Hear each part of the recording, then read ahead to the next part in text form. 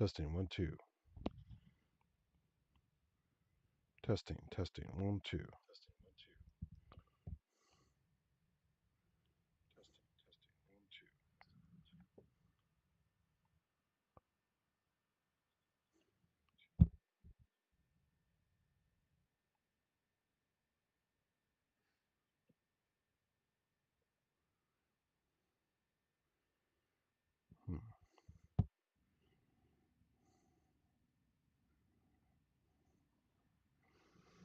It's like that music isn't coming through.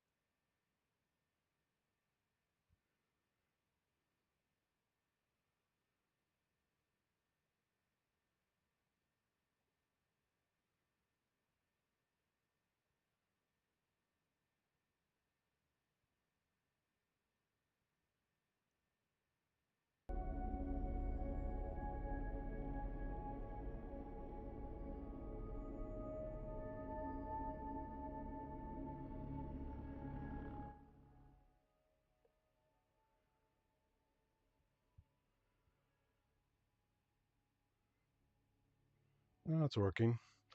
I hit the wrong button. Sorry if you got blasted there. I hit the wrong button. Sorry if you got blasted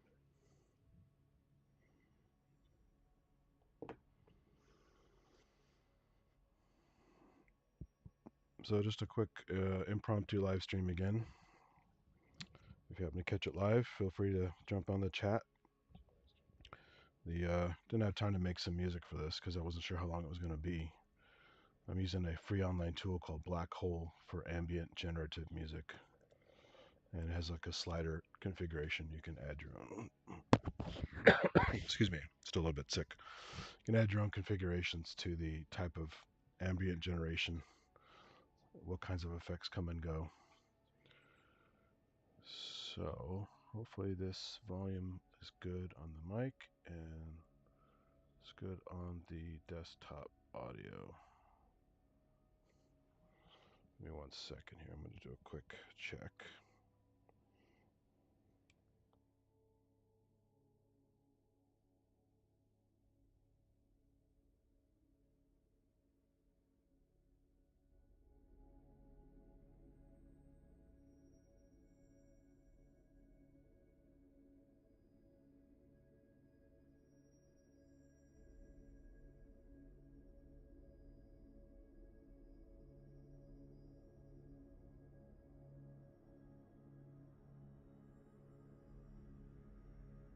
Okay, sounds like it's working now.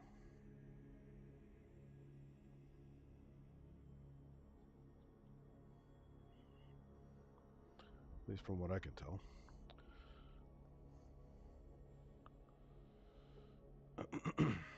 Anyway, so this is a sample from the same planter that I used the other day on the synthetic channel.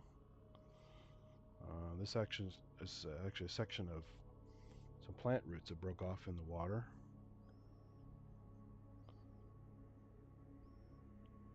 Kind of fits the creepy tone of the music a little bit.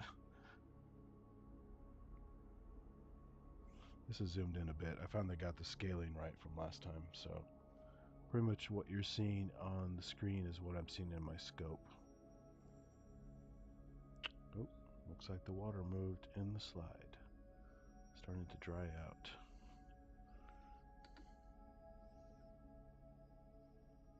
found some nematode earlier. There it is. Hello, nematode. You can clearly see the body plan. Head is the blunt end, tail is the sharp end. And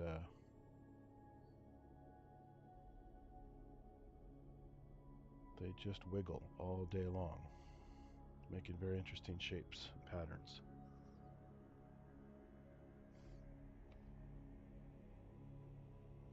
And I can't really, I don't think you can see it on the camera here. In the scope, it's a little more sensitive. You can see it, tail's dragging some debris.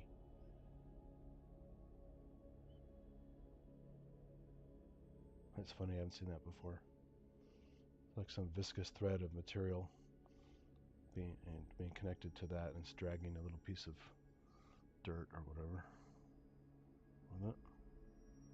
Since it's not moving much, let me zoom in. See what's what.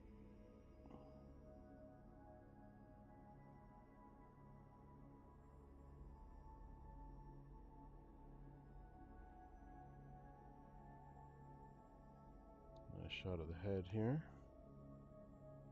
As it's doing its, you know, they don't go by eyesight, they go by chemosensing, just like you do with your tongue when you taste food or when you smell the air. So it's just checking around, looking for something to have for yum-yums, the technical term.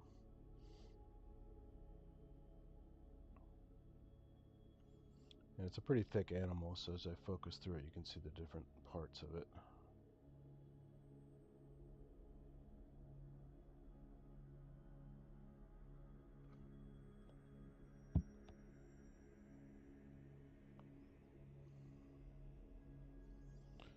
And it's leaving the screen.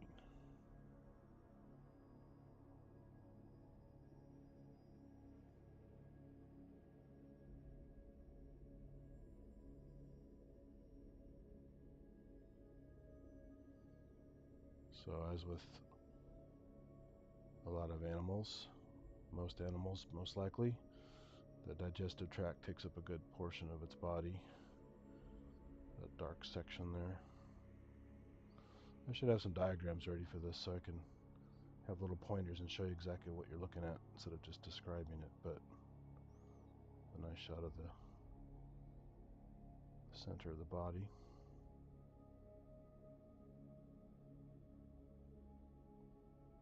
There's the tail bringing some debris with it.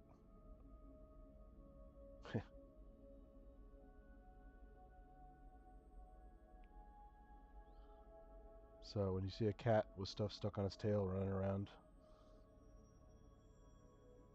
you'll have some sympathy for the nematode as well, as it gets some stuff stuck on its tail.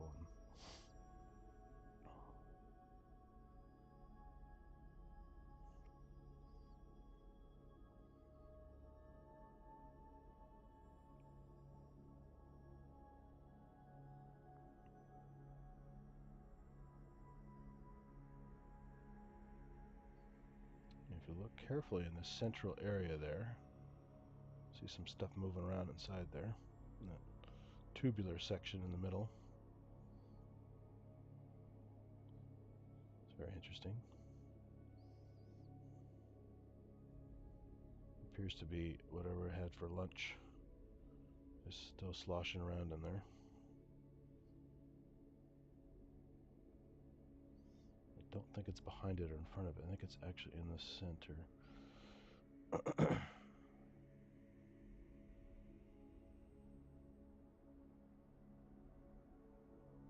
Hard to tell sometimes. Just like your body has fluids between the compartments and the organs that move junk around, these guys do as well, just more simplified.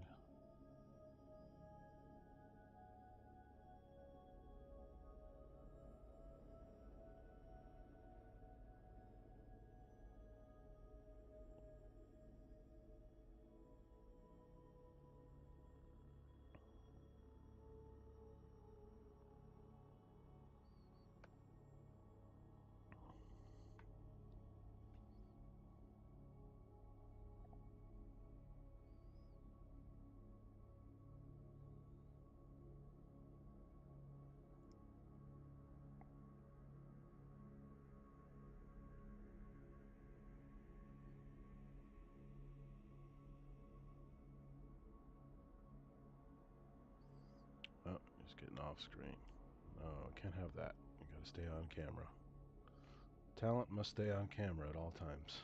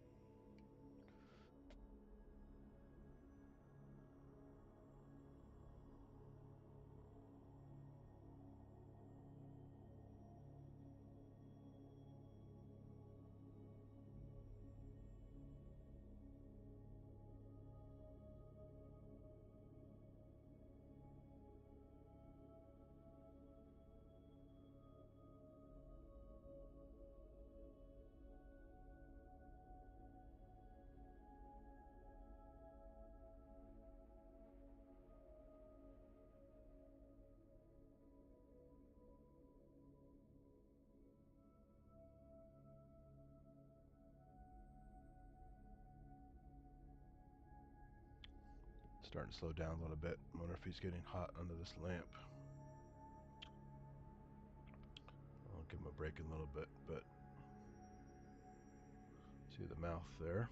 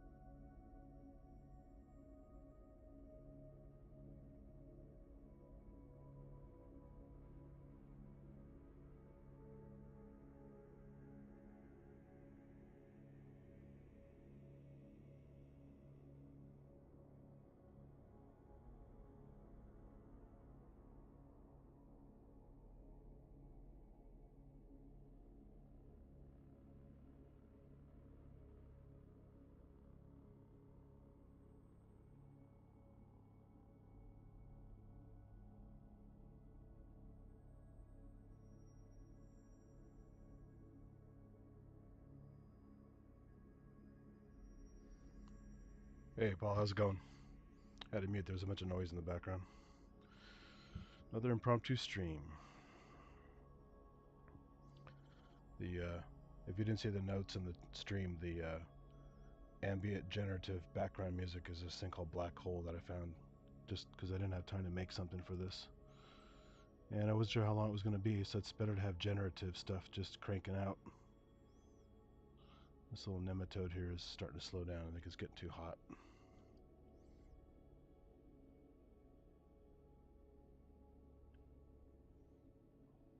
You can see the areas where the water's already evaporated, creating little pockets. So I've been on the slide for probably 15 minutes, maybe 20 minutes. How's the volume on the mic versus the music? Is it right or off?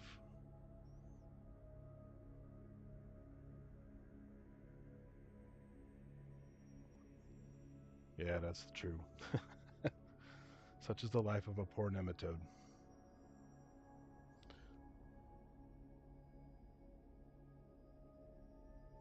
Cool, thank you. Look at that stream of particles. That's the cool thing about this oblique lighting. You can see the other things like little particles coming off this piece of plant root, looks like. Very interesting.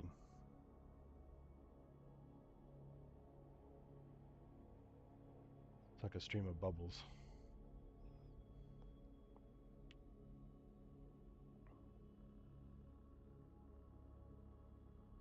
Oh, really? Okay. I can turn up my mic. Testing, testing, testing. 1, 2, 2, 2, test. Maybe turn the music up a tad. See how that goes. My local mixer inside of OBS looks pretty decent, but you never know till you hear the other side.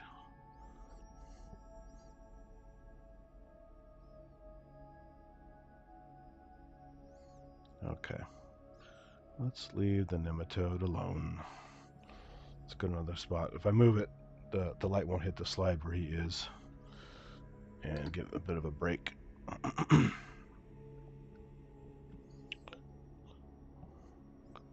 Let's see what else I can find here.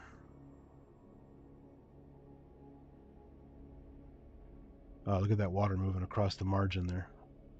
I tried to add some water to the slide when it was starting to dry up, and its capillary action is not letting it go underneath. That's a trip.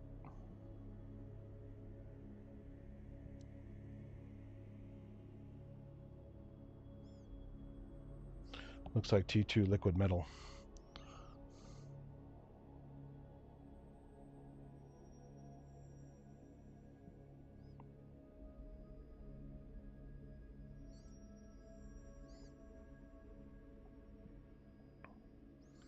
Alright, let's see.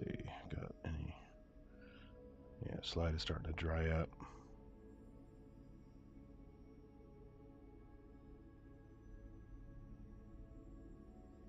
Little plant bits.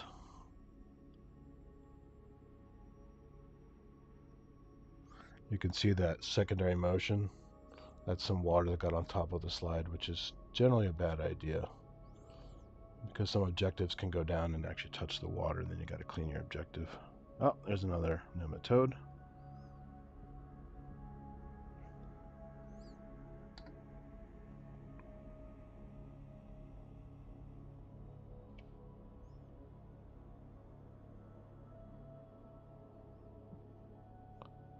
Alright, buddy. This one's much more active.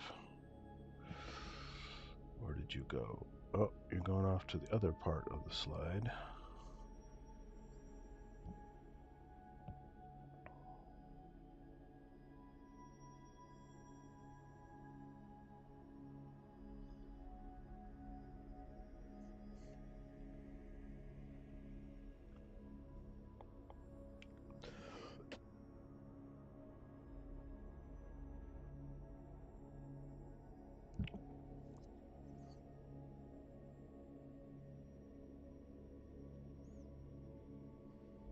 Man, I had a cough there, and then I lost track of him.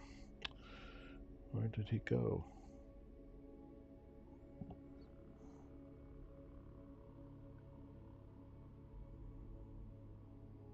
Well, he went way off screen here. There we go.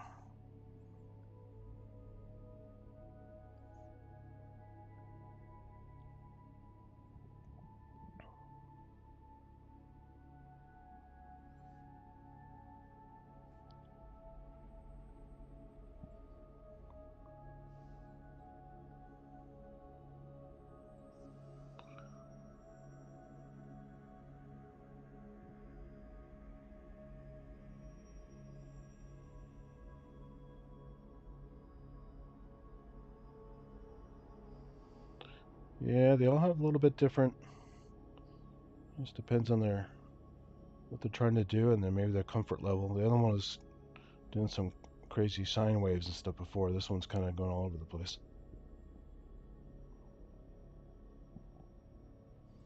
Let me change it back to bright field.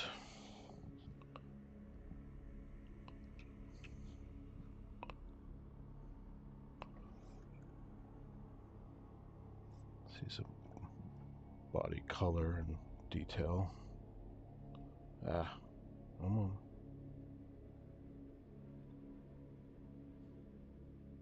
This one's very active.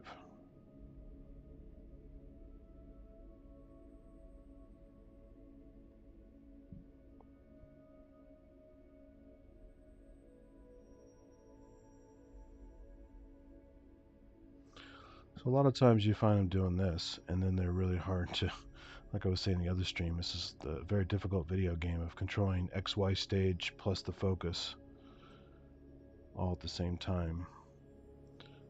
And can be difficult.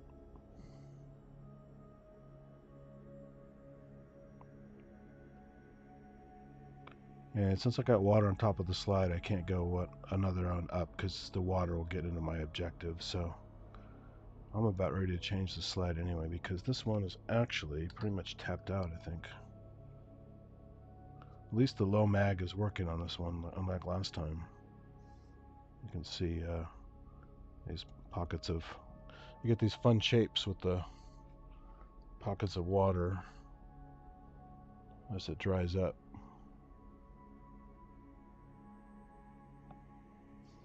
More of that bio art stuff I was talking about. Looks like Australia there a little bit.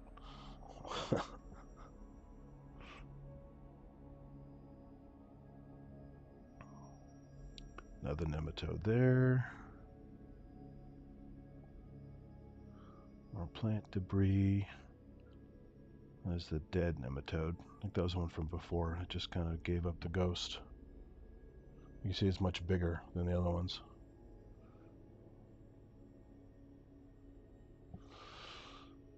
Let's see. Yeah, let's make another slide real quick.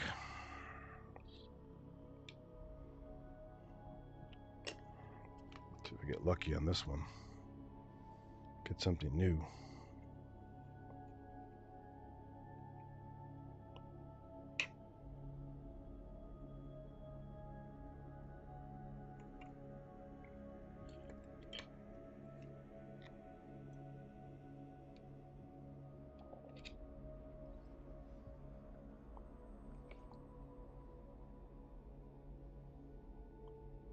Plant debris. Lots of plant debris. Some plant debris is actually kind of fun to look at. Yeah. Zoom in enough and see some complex structures compared to the single cell guys. Let's go even closer. What the hell?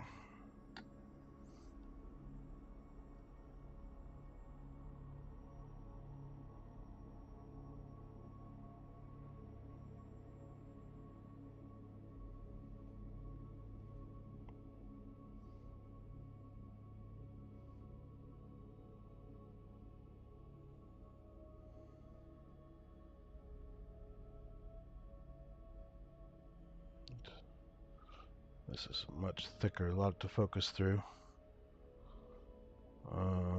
But it's pretty boring as far as I'm not even seeing any bacteria here. Usually have these little guys wiggling all around it from it's called Brownian motion, just from the heat.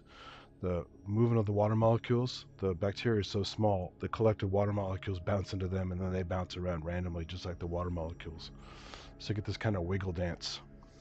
And plenty of bacteria can move on their own, but when they're just sitting in a colony like that, just kind of vibrating, that's just Brownian motion.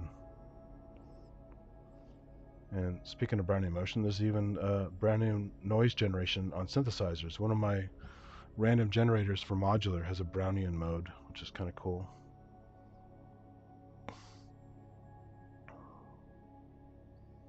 A nice little shot there. Loop-de-loop.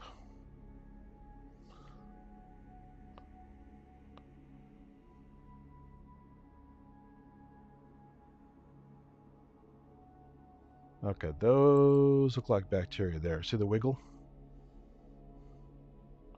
Kind of at the mercy of some gradient as the water's moving a little bit, but they're kind of bouncing around. That's a couple bacteria there. But they're so small at this stage, you can't really see them very well.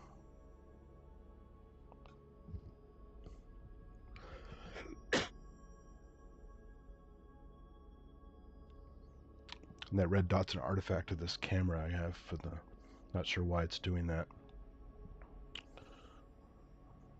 Kind of a cheap microscope camera, so I can save up for a better one. But yeah, this little bacterium dancing around in Brownian motion.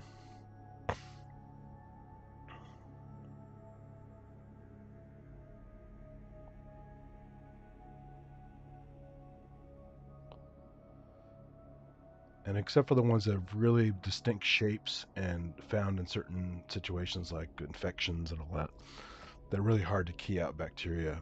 You have to use little chemical stains. And these, we did a little bit in some classes I had years ago. Fairly complicated. There's a thing called gram staining, where the bacteria have a cell membrane like we have. They also have a cell wall like plants and fungi do. And they actually, the wall can take different types of stains and get different colors based on, they call it gram negative, gram positive. It gets kind of technical, but that's one of the ways you can key out bacteria by specimen and not by what, like the infection they cause. But it's not easy. We spent quite a bit of time in lab doing it, and can only get so far because, you know, basic college courses, they don't spend a lot of time on that, but it is pretty fun. There's a book that's super old, probably way out of print by now, but we are still using it, called Bergey's Manual of Determinative Microbiology. And there he goes, a nice little guy in the camera there. And it talked about how to key out bacteria with gram stains and stuff. Look at that. That's more like, you know, that's doesn't look like a bacterium. That's actually more of a tiny flagellate. Because this is still only 400 power. So it could actually be just a tiny little flagellate. But before it looked like it was moving like bacteria.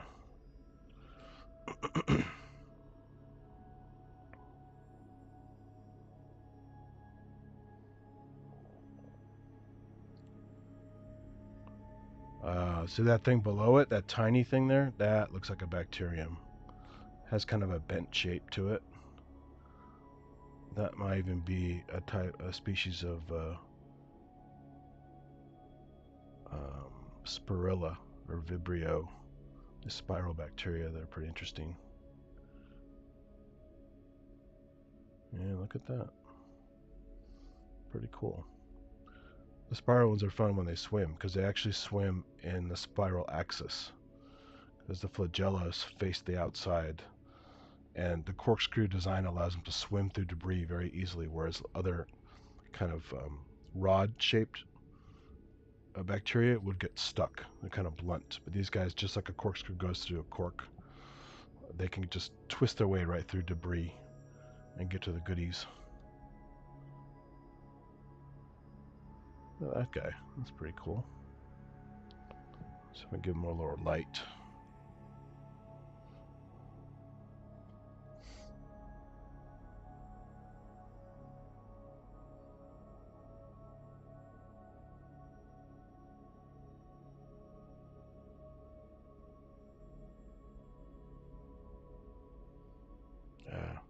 See that the depth of field is so shallow. I have to keep focusing in and out just to keep him in the shot. Oh boy, this is a tough one. It's better when they go side to side than up and down. Let's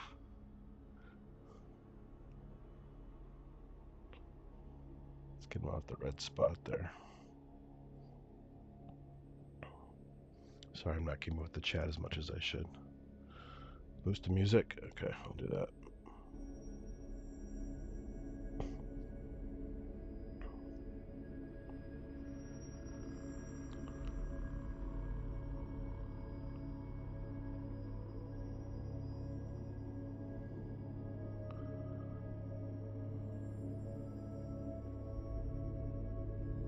Okay, that's not for the plant material.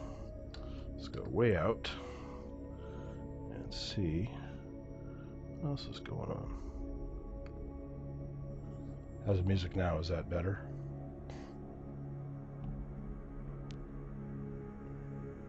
Turn it up a tad.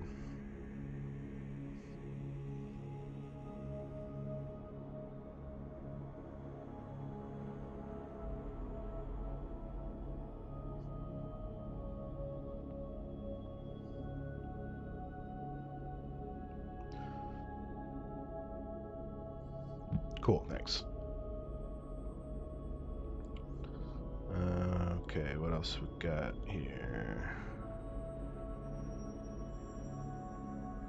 Nice little spherical drops. More plant debris.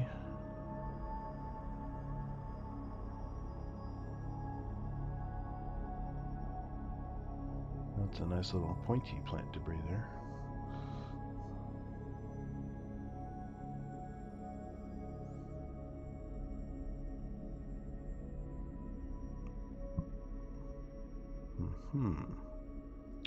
Pretty sparse. Got really lucky the other day. There's all kinds of stuff in just a couple drops of water.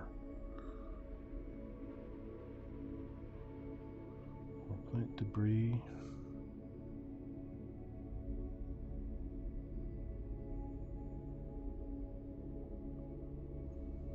Let's just zoom in on the plant debris again. Maybe we'll get lucky with something here.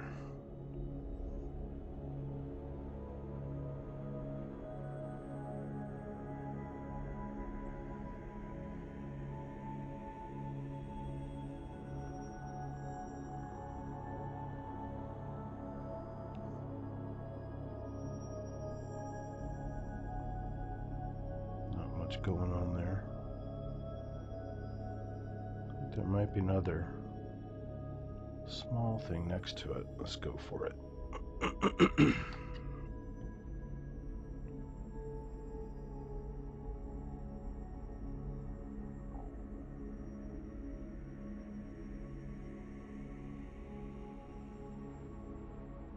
Maybe not.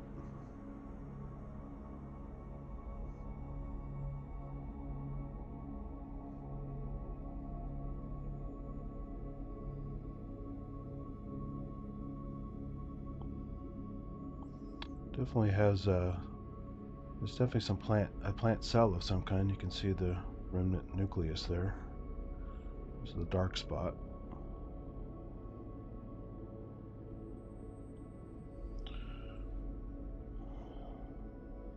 So that is most likely a piece of Petunia cell.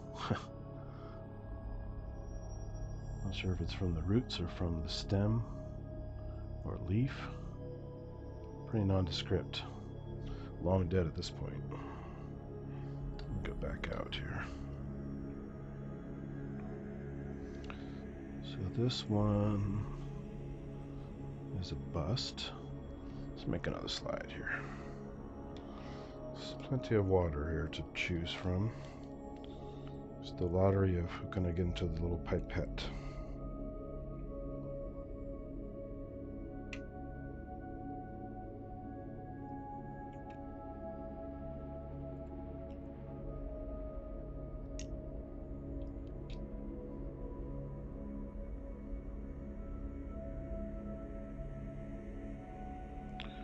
Oh, really? The volume is low, huh? Okay. I will turn up my mic, and I'll turn up the music some more.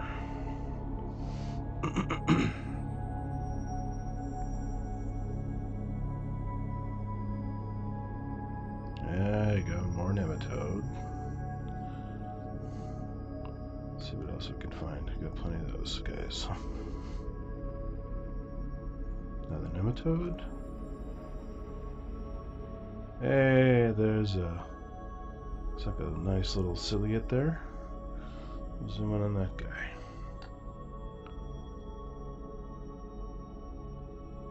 Ah, this is like the one I found the other day. Like, this might be like a Stylonkia with the little spikes.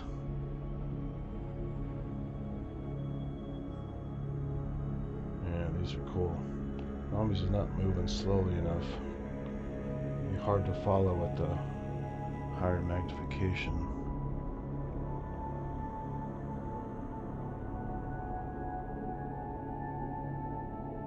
Oh, there's a rotifer. Look at that.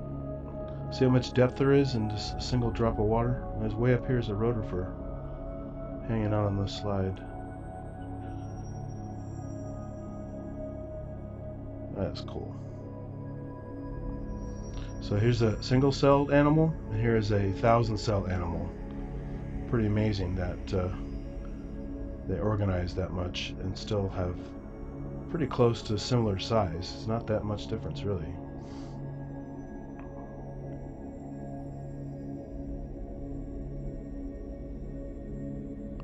Alright, let's zoom in on this rotifer. Let's put on a nice show.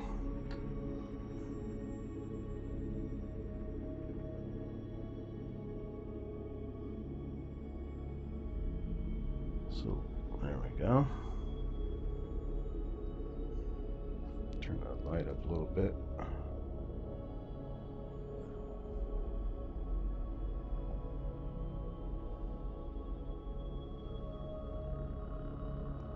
He's moving in and out of focus a lot. Oh, you can see the foot. See how the foot's attached and he's pivoting off the foot? That's a nice 3D shot there.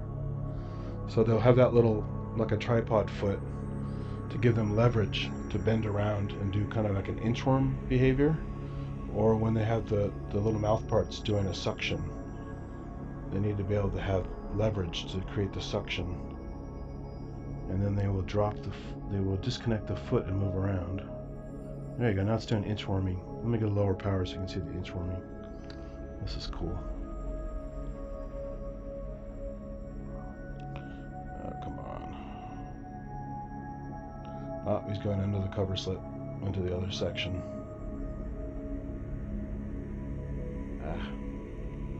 This is the part of the water it's hard to focus because it's not compressed by the cover slip. It's kind of a gradient.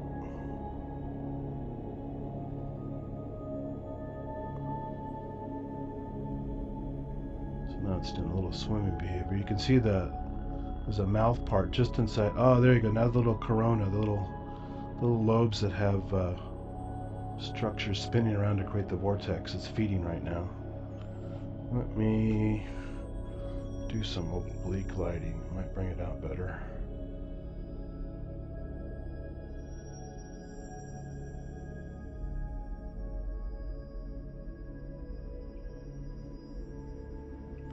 Let's see if I can get that focused.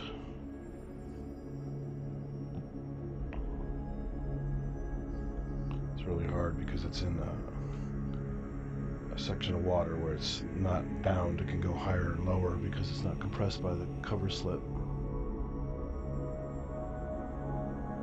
And now it's going back under the cover slip.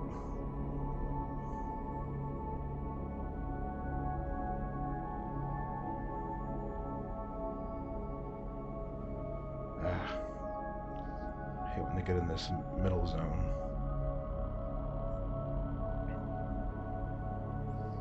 Turn this down just a tad. Make it a little better contrast.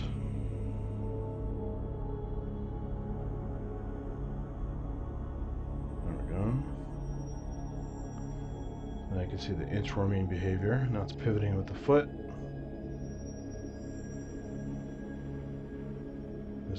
There's a little flagellate swimming by it. That little wobbly swimming motion is a flagellate. And you can see the mouth parts moving kind of in the middle. It's weird. They have this kind of like a stomach mouth part thing in the middle of the body called a mastax. It just goes chomp, chomp, chomp as the little particles come in. This also creates a suction to the draw stuff into the body, and then the size of the opening rejects the particles that are too big, the animals that are too big. Right, if he's going to stay put, I can zoom in.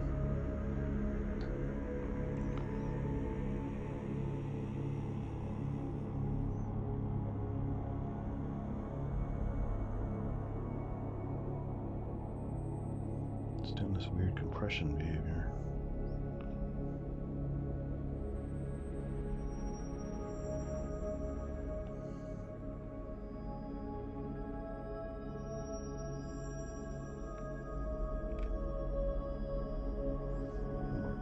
Here. Let's go back to my normal view. More contrast.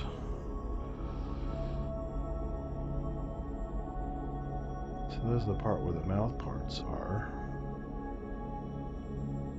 And the foot is kind of off to the right, down below the body.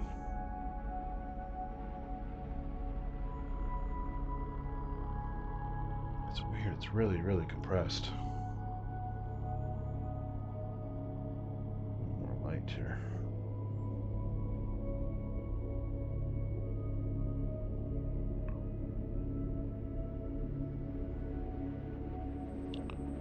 I've seen them squash, but this one's really squashed.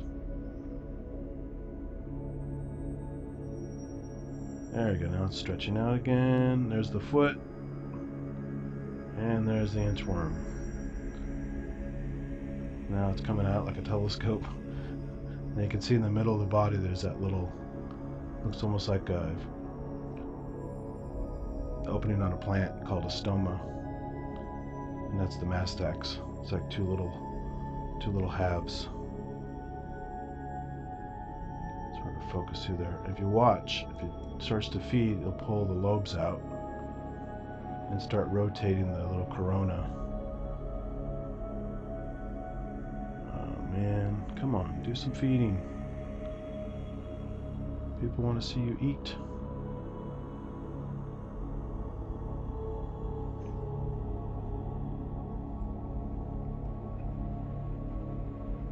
Turn the light down just a little bit. Maybe it's getting kind of freaked out from that. Oh, there's another critter. Whoa. So that was an example of a single cell critter bumping into it, and you can see how big it is compared to the rotifer, which is multicellular.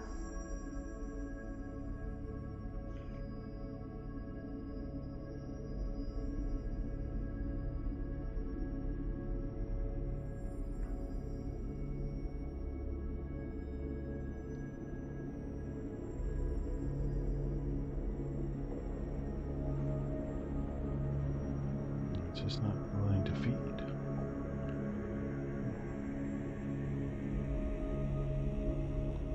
There's the foot, the bottom. See little spikes at the bottom. Oh wait, I gotta move the view. It's getting cut off here. There's the little foot.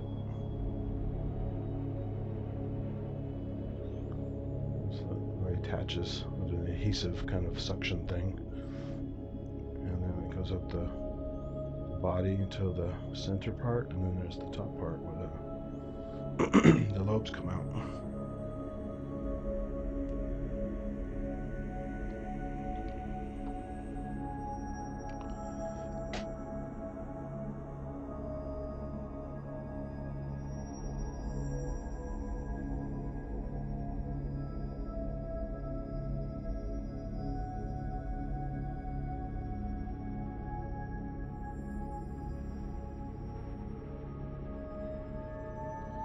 moving too much, I'm going to have to go back out and see what the hell it's up to. I'm going to do some inchworming. Still not willing to feed for some reason.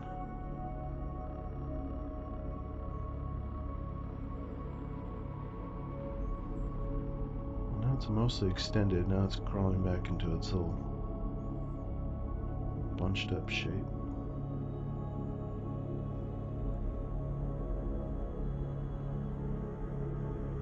I have some really good video from another session of them feeding, detaching, swimming like a little ghost going across the screen, reattaching, feeding. They're hilarious to watch them. They're really good at swimming through an environment as well as just kind of hanging out.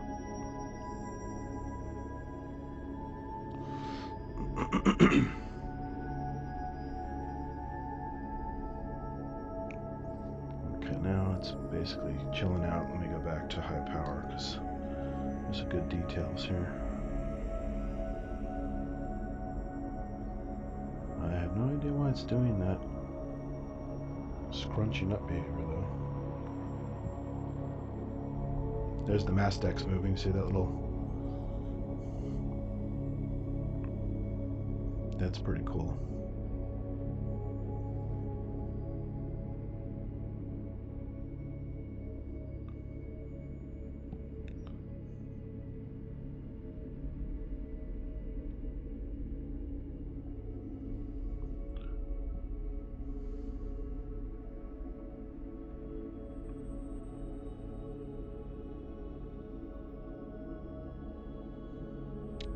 It's so bizarre. It's just not doing too much. But this is a fortunate time when they stop because you can really check them out.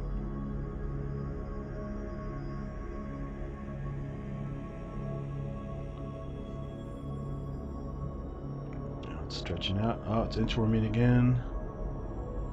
Is it going to feed? Not yet.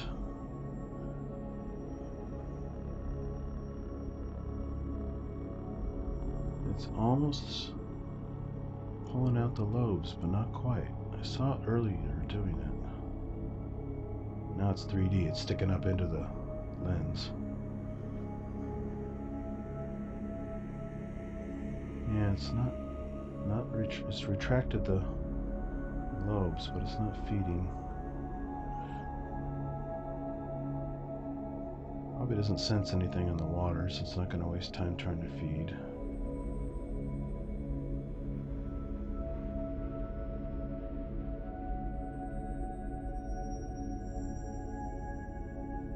There you go, there's some action.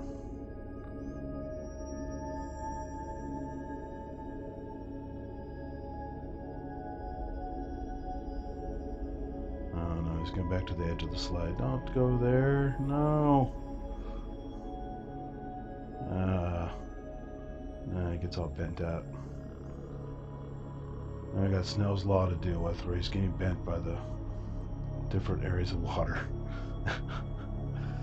Yeah,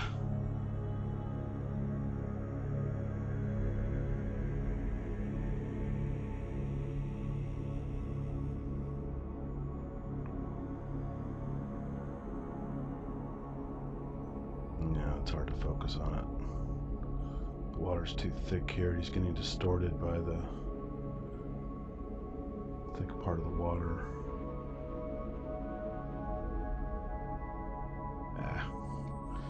Well, that was fun. Let's find some other critters before the slide totally dries up here. Nice little rotifer. Never got to see him feed though. He started to feed, and when I finally got focused on him earlier, he stopped. So, but it is fun to see that inchworm behavior.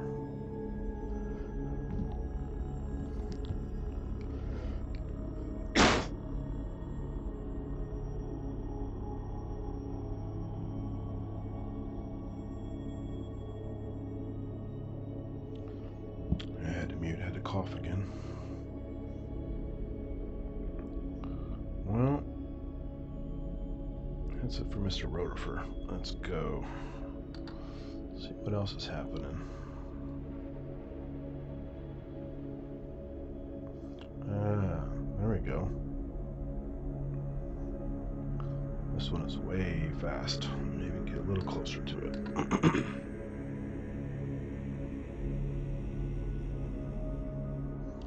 Again, it's got too much water to swim through. It's hot to trot and it's up and down. Very hard to focus on it. I'm basically moving the dial back and forth very fast just to get any kind of image.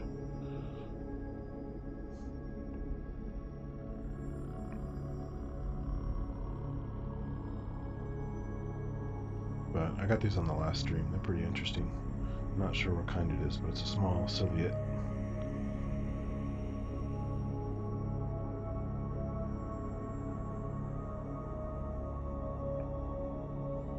It's got an interesting kidney bean shape to it.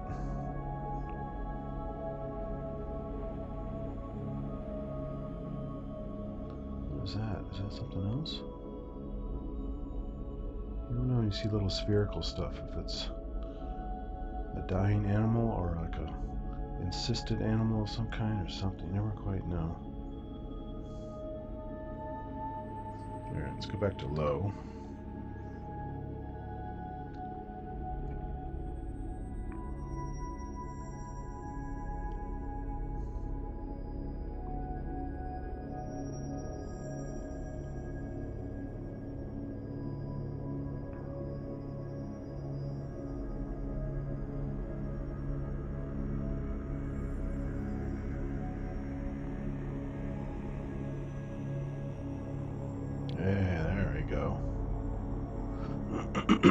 Very nice.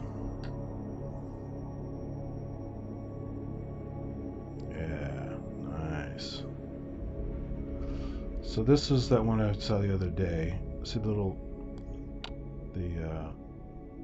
cilia are grouped into these spiky parts called cirri, C-I-R-R-I, and they can use those in some of these guys to walk like an insect almost, walking on debris. So you can see let's focus correctly. Let me bring the light up a little bit.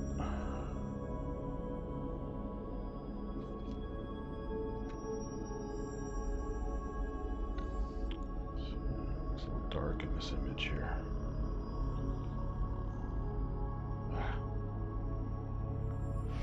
Let's switch to oblique. This will pop the cirri.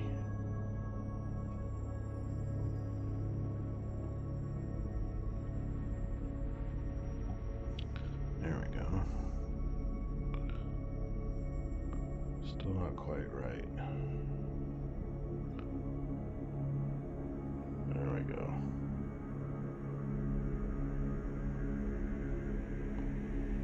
So you can see it looks like it's little jewels dancing. Those are all the cilia, and the thicker ones at the extreme ends of the body are the cirri. They look like little spikes.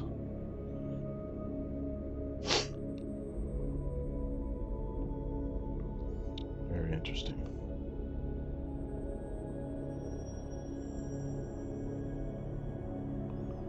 Now it's tumbling. I might get lucky with a close shot.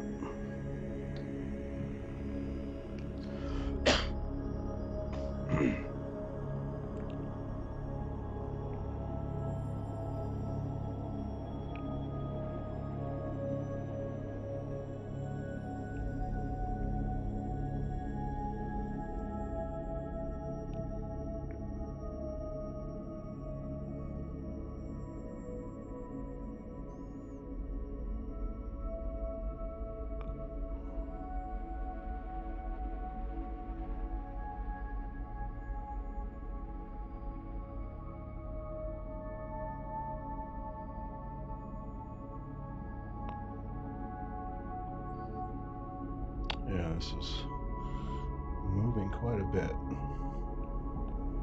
Not as bad as it could be, but you can really get a nice shot of the cilia there. And the ones that are a little more spiky.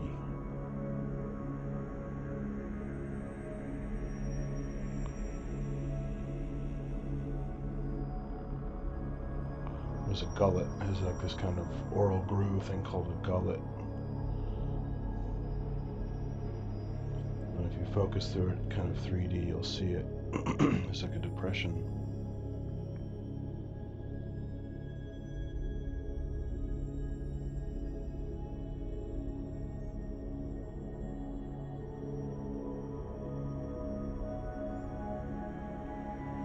Actually, yeah, this one doesn't have the Siri. I think from the low power it looked more, the way the light was hitting it looked more like the Siri.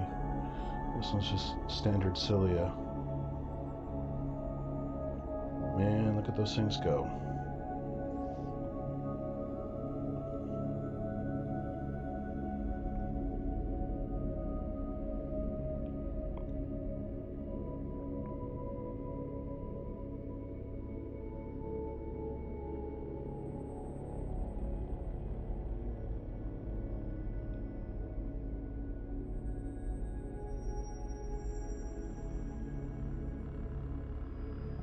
Change the light a little bit here. A little more contrast. Hey Ramsey, what's up? Got a little ambient music generator in the background, so it's not so boring just listen to me talk.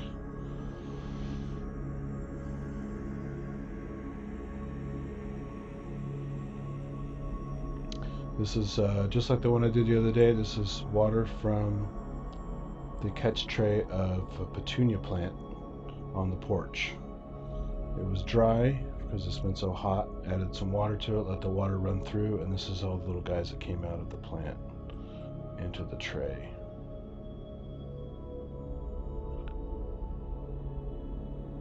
So you never know what you're going to find, even in house plants or plants on the porch.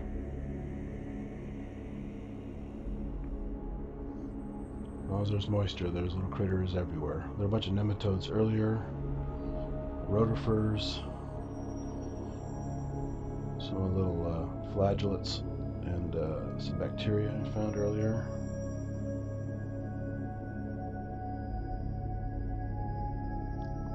That's a nice shot right there. Let me adjust this a little more. Let me see if I can get the dark field to work here.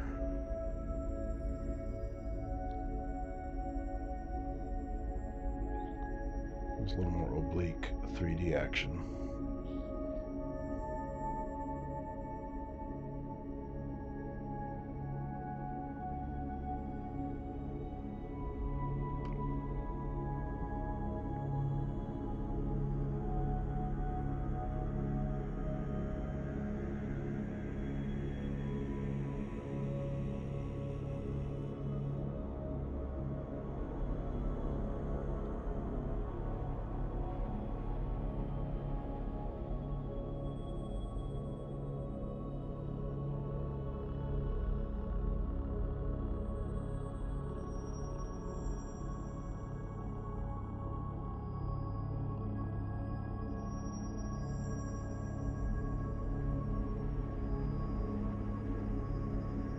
So with the oblique lighting, you can see the body shape quite well. Gives that 3D pop.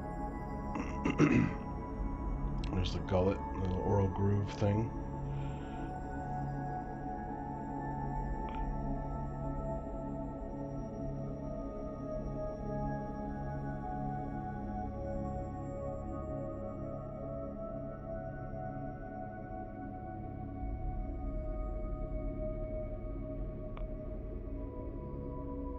Cilia all around.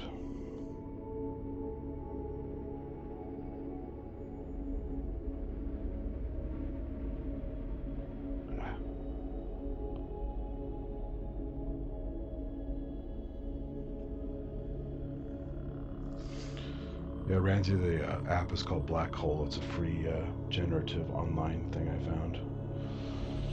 Just didn't have time to compose anything that was this long. I've been online for kind of like an hour already, hour and a half maybe. And there's little sliders you could add different elements to the sounds and just have it go through its motions, which is pretty clever. And of course it's royalty free because it's a generator. Ah, off screen, off screen. Let me try to adjust this color a little bit more.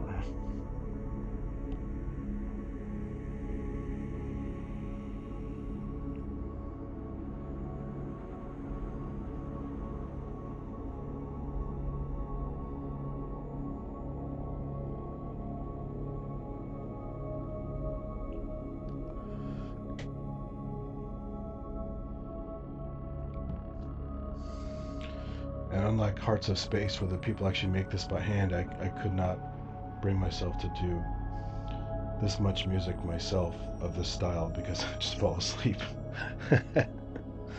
So it's nice to have a generator.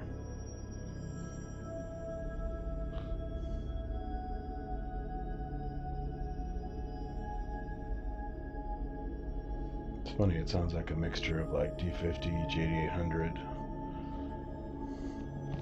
some other kind of whooshy, sampley stuff in there.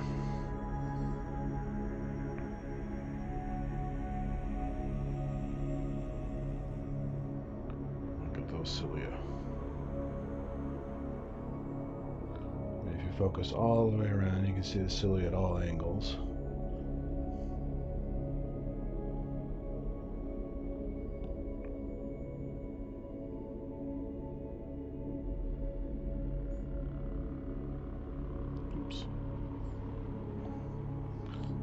Just a little bit more.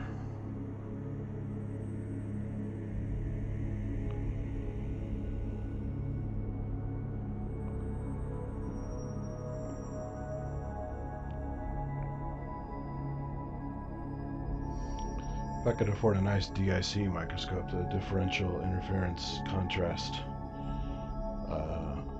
this would just be insanely cool. It's still cool the way it is, but those scopes are the ones you get stuff in textbooks with, and the details are just unreal. But they start at like $5,000. So do you want a JDX8 or do you want a DIC microscope? So,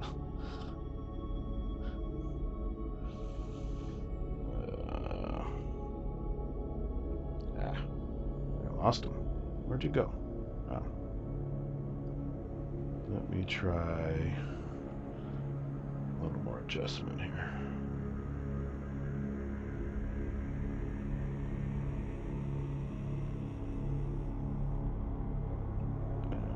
It's a little too much. Let's try this one. Whoa.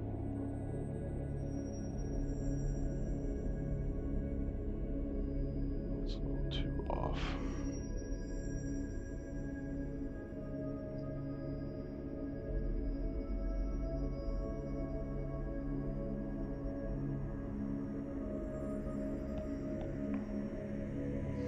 Zoom back out for a bit.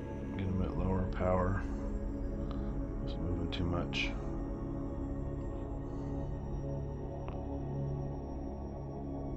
There's a dark field.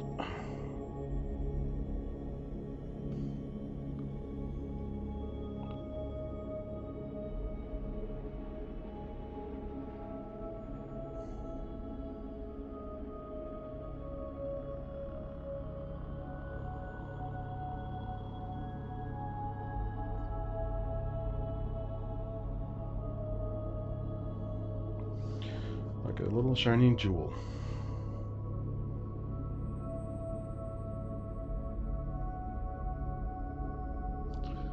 Yeah, Randy was at the Duran show, and Nick Rhodes had 4 JDXAs on stage. It's pretty funny. He really likes the JDXA.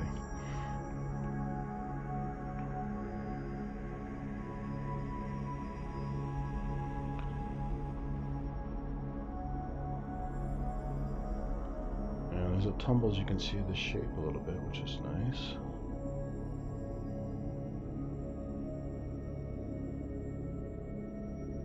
Whoa. This is why I had to go back to lower power, because it kept moving too much. Let me adjust this a little bit more.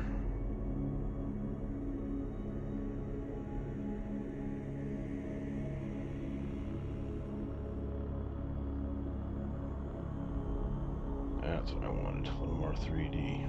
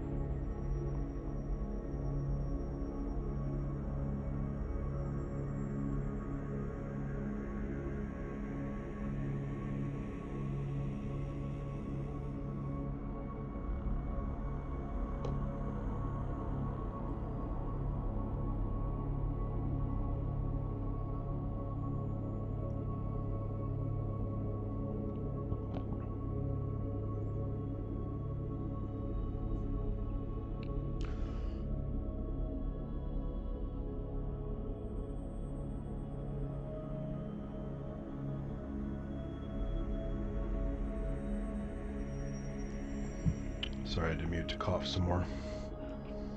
Guys got any questions about anything?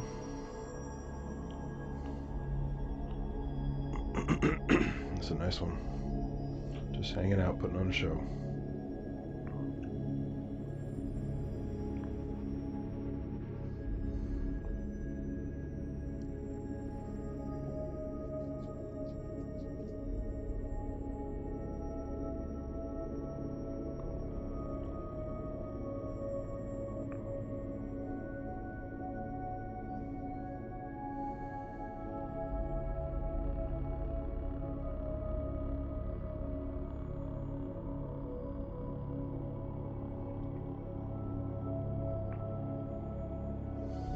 Ready to change the slide because I'm sure it's going to dry up shortly here. Let's see what else I can find real quick.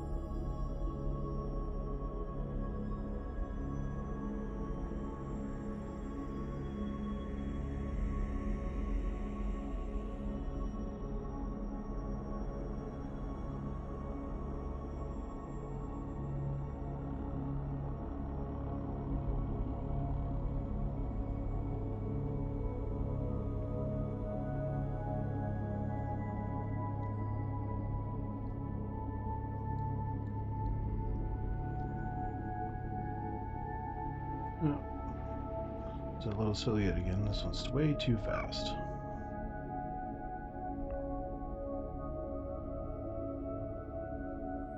Could maybe go one more level in. Let's see. Let's see. There you go. Checking out that debris.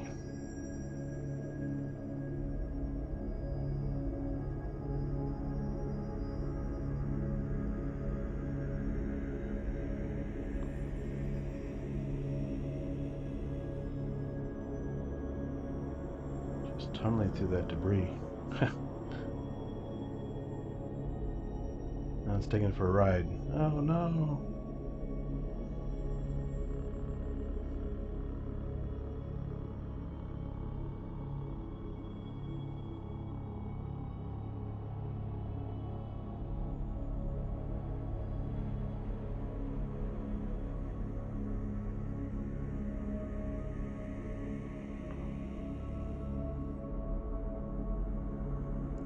Creating a vortex down there. Looks like some other guys are getting swept up in it. Let's take a look.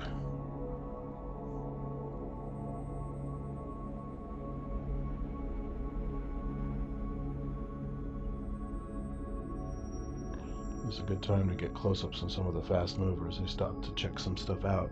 You can sneak a peek, but check this out. There's some swimmers, oops, around them that are getting swept up in the action. Can I get a dark field here? It's hard to get that sometimes.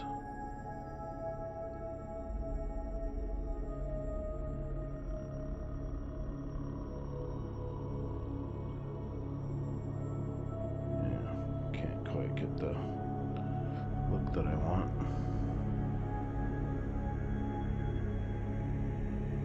Yeah, you can see this thing swirling. It's creating a vortex, and the things are kind of swooping through and getting pushed off. All that swimming motion. Little particles are flying off, going in circles. That's cool.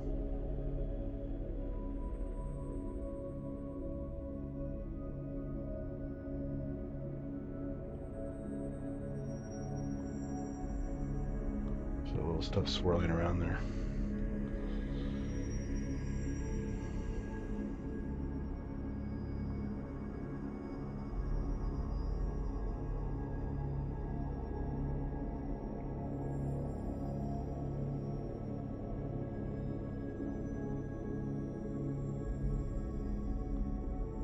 It's creating quite a current. No one beats a rotifer though. The rotifers put on the crazy vortex currents that suck particles from quite a ways away and then go flying off in another direction.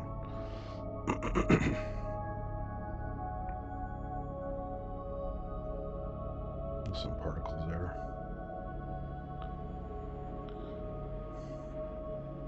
There's a nice vortex right there.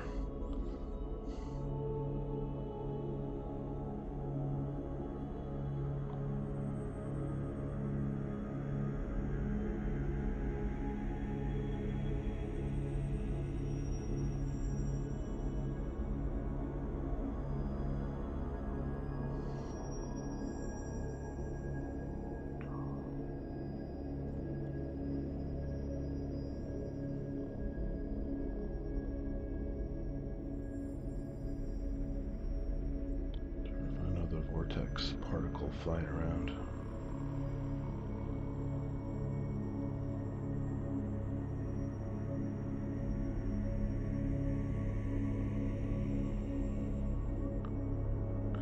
You can see the contractile vacuole on the protozoan there. See that sphere that keeps kind of popping, opening and closing? It's a little white sphere. That's a contractile vacuole to control the osmotic pressure of the cell. That's cool. And he's making a vortex too.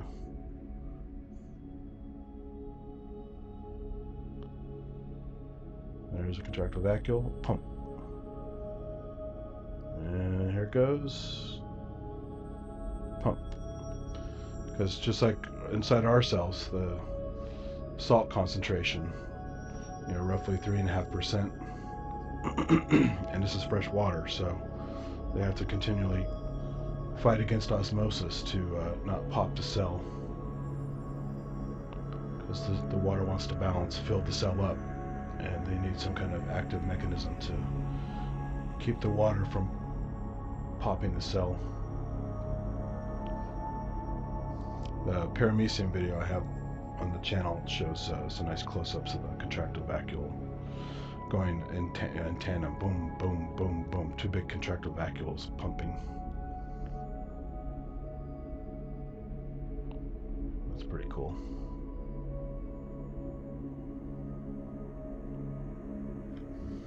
Give a little more light to that.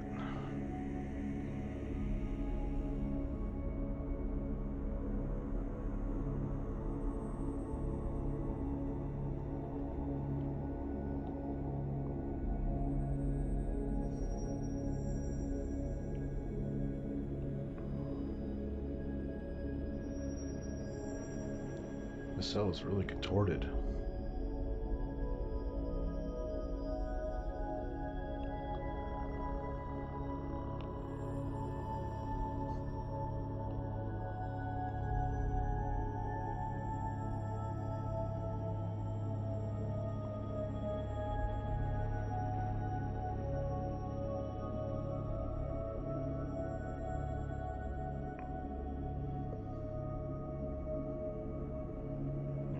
tumbling now. You can't see the vacuole as well.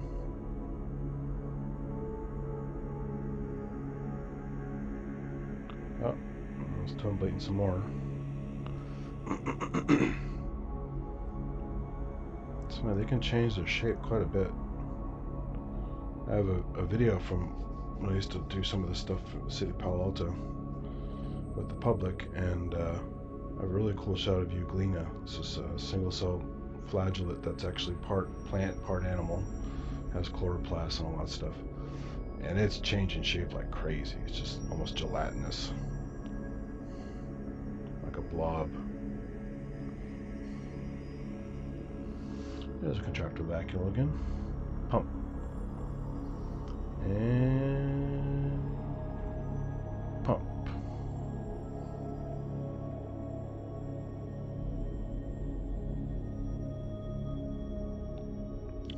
Crazy amount of work the cell has to do to stay alive.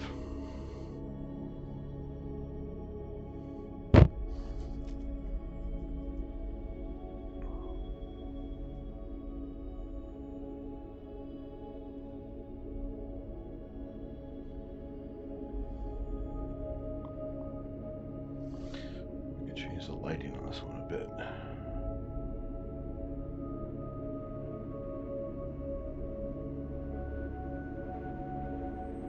Slightly better view of the vacuole there.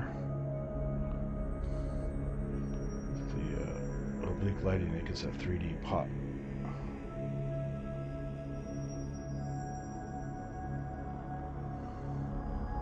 And of course it leaves right when I get ready to show it. Oh, now it's back again. Whoa.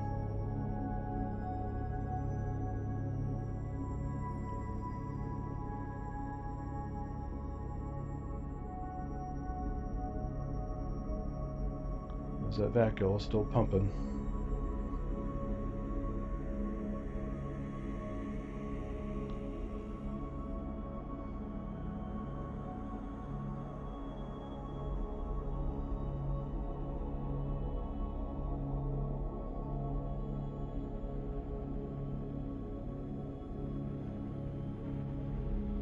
Hey Dave, what's up? Look at this guy, he's got a contractile vacuole going crazy. Trying to keep the water balance in the cell so it doesn't pop.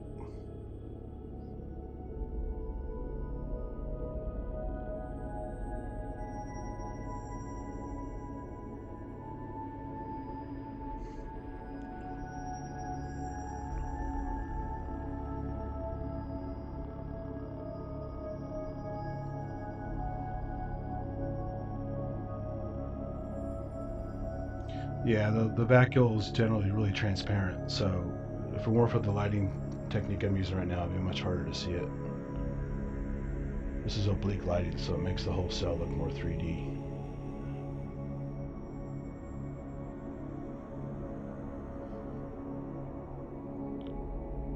Hey David, I'm using I couldn't possibly compose this much ambient music, it would make me fall asleep, so I'm using a free live app online called Black Hole with a bunch of sliders. You can actually customize it to make stuff you like, which is pretty cool, and it's free.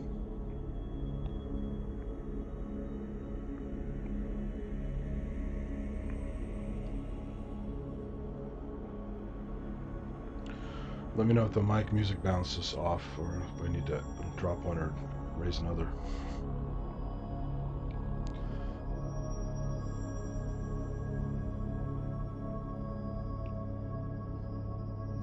But I like this kind of music. I just couldn't sit and make it for hours. I know that Hearts of Space, old radio show, and a bunch of other content in the New Age stores, years and years of this stuff, and it's very nice and peaceful and synthy, but man, to make this stuff for hours, it just drives you nuts.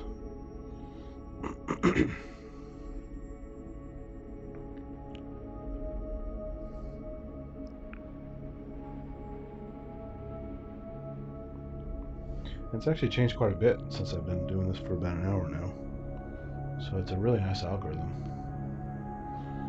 Let me tweak this a little bit more. Oh, that's too much. There we go.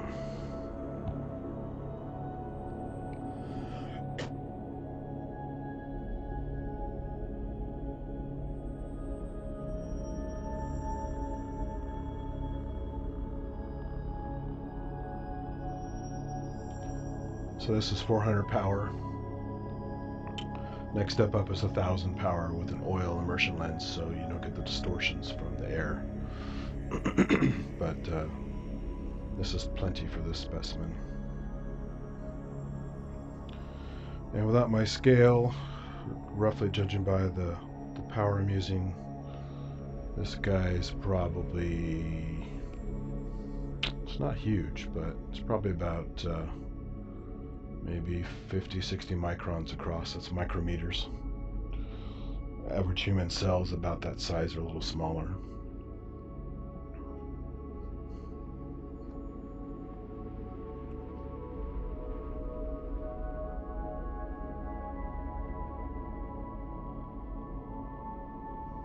The music volume's quiet, or the mic?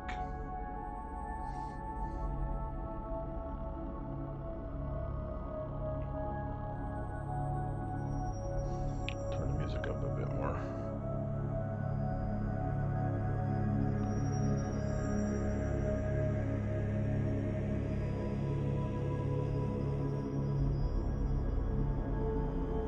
Okay, so I maxed out the mic. Turn the music up a bit more. I'm also not projecting as much as usual since I'm still sick. If I talk too loud, I'll start coughing too much. There that vacuum will go.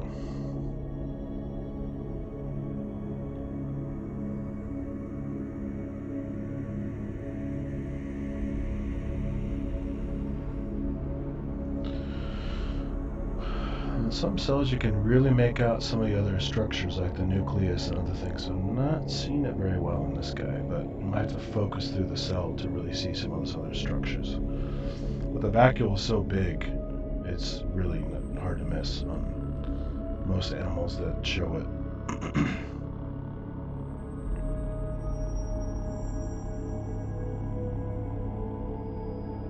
I have much better luck finding nuclei on, like, if you scrape a cheek cell with like a toothpick inside your cheek and then you put it on a slide. Very easy to find cells with nuclei, but I don't find them very easily in protozoans. They're clearly there, but I just don't see them very easily. It's a certain technique you have to use to visualize them.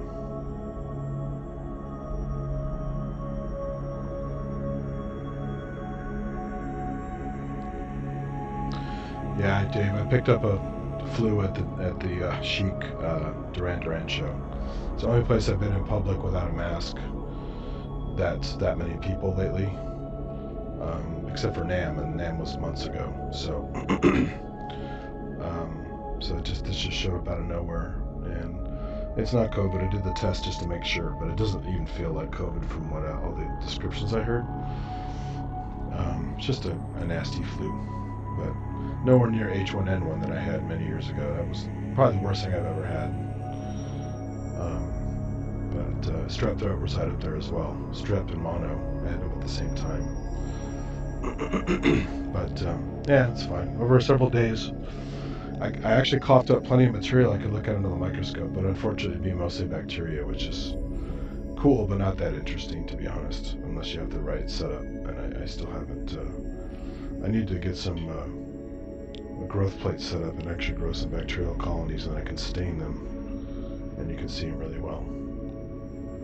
Actually, the best bacteria I got lately were the ones at the local salt marsh, the little ones called Spirella, that are kind of like a stretched out Z shape, like a corkscrew, and they're really cool looking. You can see them spin on the corkscrew axis as they swim. Really fun to watch them swim, and they're fast too. They could. I did some on my iPhone, so I could do slow-mo easily, attached to the microscope, and it was really fun to watch them slow-mo swim around, because they're way too fast sometimes to get a good look at them.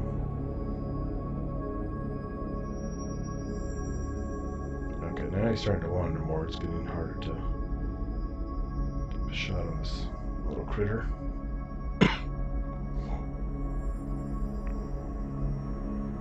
Ah.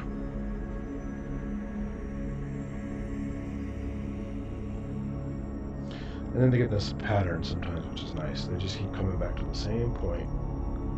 You can set the scope up and just watch them go a little loop-de-loop.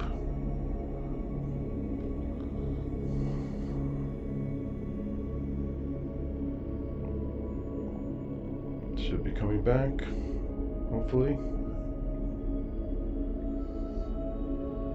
Maybe not. Got a new pattern.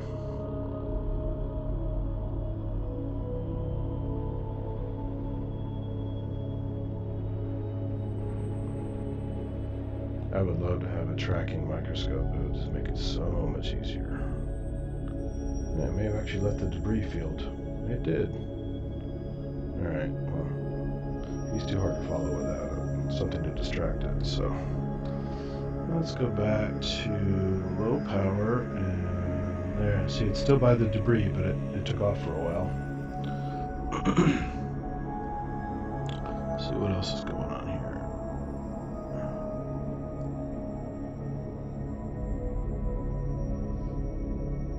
There's some interesting bio art here.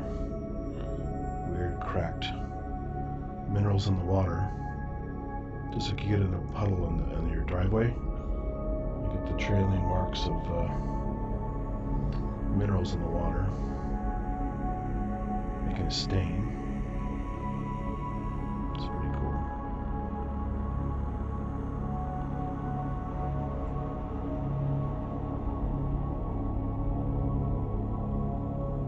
You see crystals forming on the sides here.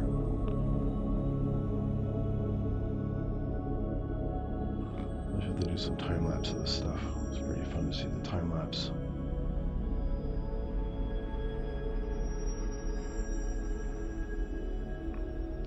And the nice thing about this dark field or partial oblique lighting is every little detail shows up as a little speck, whether it's alive or it's just junk.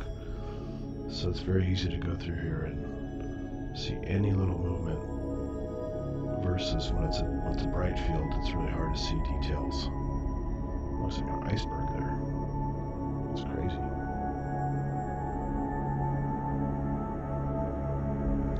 And this, you could treat some of these in Photoshop and get like, astronomy type photos with this stuff.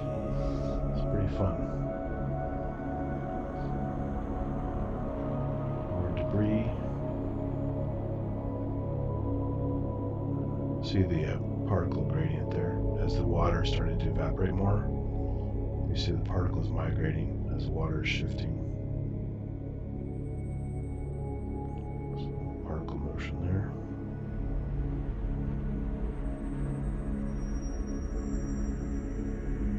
Yeah, there's another one of those little guys. In a different debris field.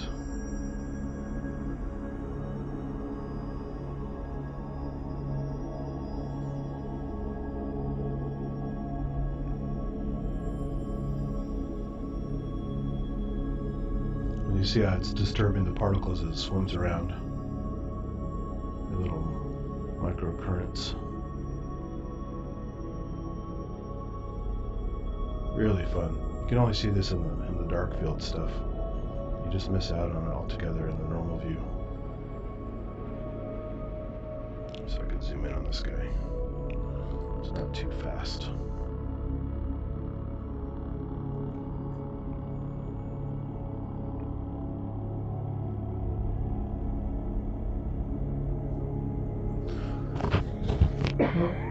Excuse me. Alright, I fixed the lighting. Got all messed up.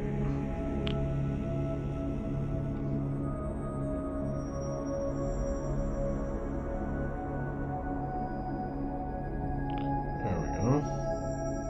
Nice 3D. Thank you, oblique lighting.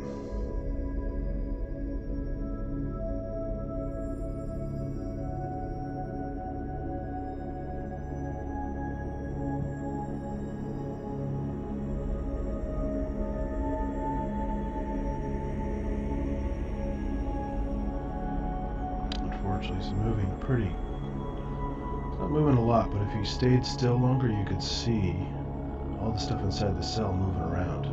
Really cool. So, and you can really see it in plants a lot. It's called cytoplasmic streaming, where the organelles are moving on basically along microtubules, like a little monorail system throughout the cell. But at this level, it just looks like it's kind of free moving. But man, there's a lot of vacuoles in this one. Looks like an 8. So the contractile vacuoles at the butt end, the fat part at the bottom there. And you can see the other vacuoles around it probably have food in it. Oh, it's a little bacterium there. And there's something caught up in the cilia. That was funny. This little bacteria kind of beat up in the cilia. That's hilarious. Look at that. Just trashing that bacterium.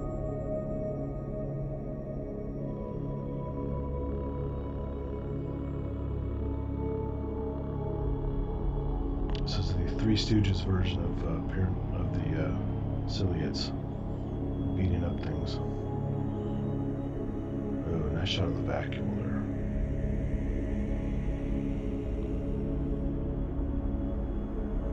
Kind of keeps going in and out of the field. It's hard to focus on.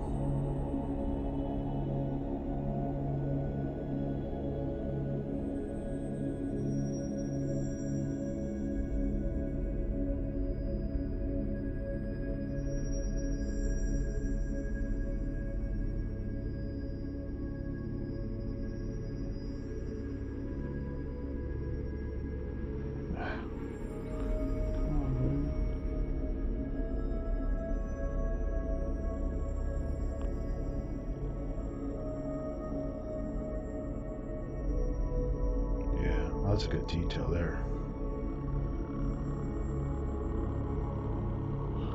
He's beating up the bacteria again with the cilia. Again, you miss all this stuff with the other traditional lighting method. You don't see the beating of the bacteria. That's a dead nematode right there I just bumped into. You can see the head at the bottom and the tail at the top.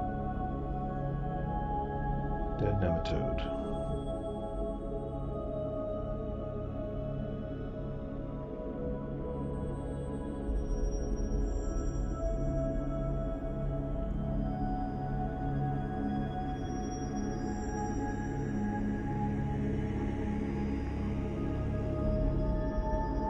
So give myself a little more light here.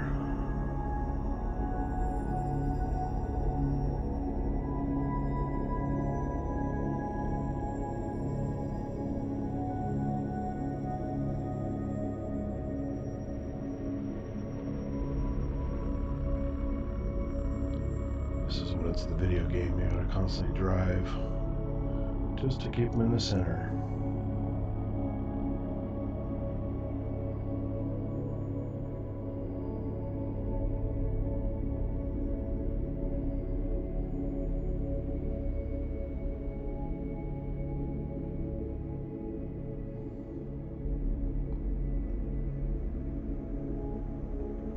I'm gonna screen the vortex again for the boom, boom, boom. Beat up the bacteria. There you go.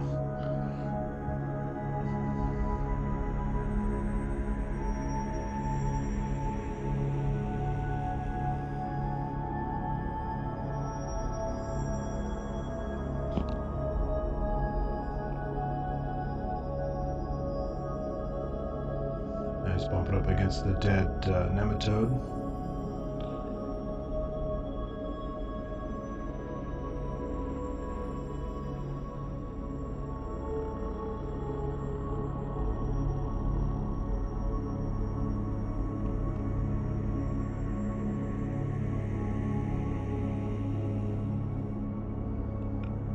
Boost the music a tiny bit more. Microphone is pretty much maxed from what I can tell. Let's see.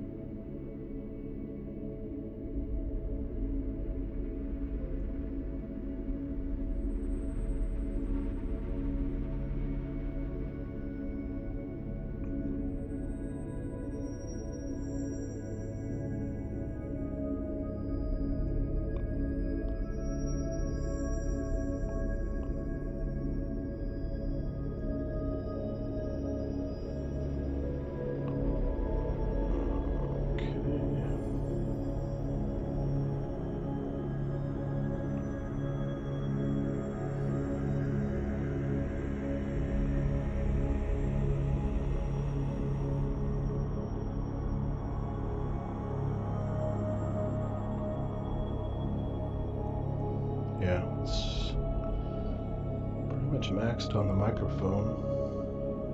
This is a gain setting I'm missing here. Hopefully that's a little bit better. And I lost my friend.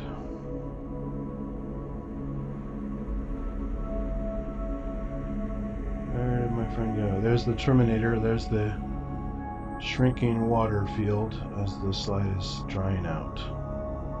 So I can't go very far because there's a barrier.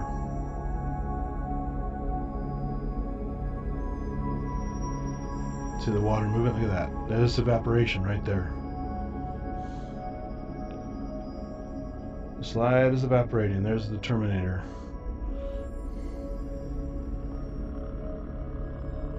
It's taking all the stuff with it. And it's funny, you see things kind of slide along the, essentially the meniscus of the water line there.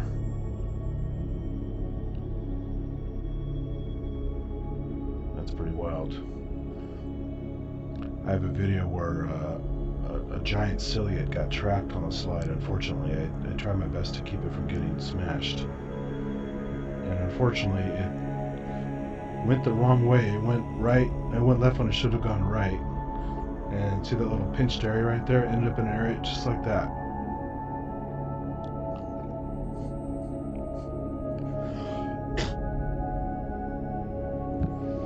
And I tried to add water to the slide, and it didn't work. And that thing got kind of squashed, which is unfortunate, but there's some dead cell material there. That might be that rotifer that was there before, just kind of squashed up. See the water still moving, bringing particles with it. As it evaporates, and now it's going to go right up to the rotifer material.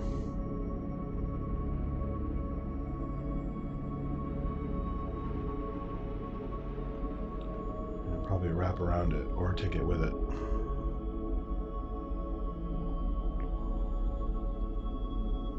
You also get this budding too. When the air gets close enough, it buds off into little vesicles of water.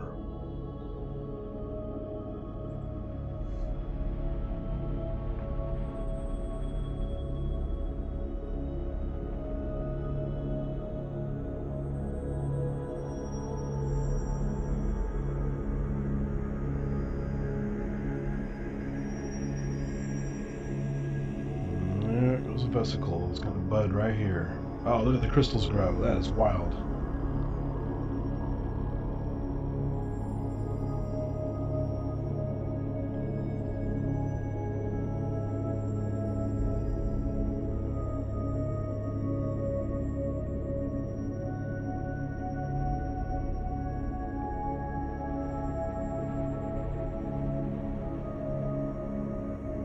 Well, I wanted to see crystals grow. There you go. It was in real time.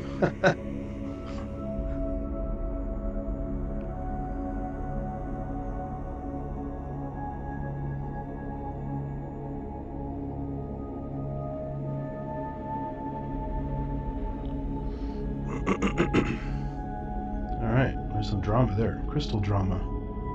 So you have this little island of stuff. Look at that material. Now it's drying up around that guy, crystallizing around the dead rotifer. That's crazy.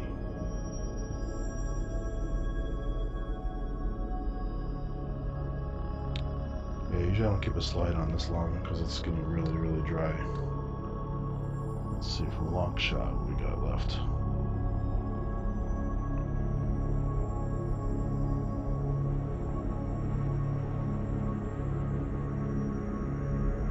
Yeah.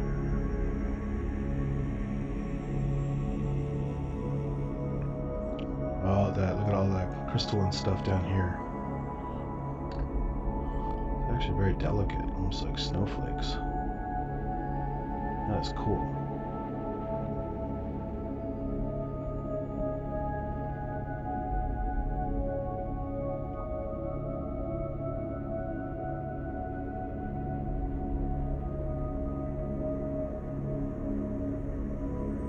Zoom in and get some crystal action.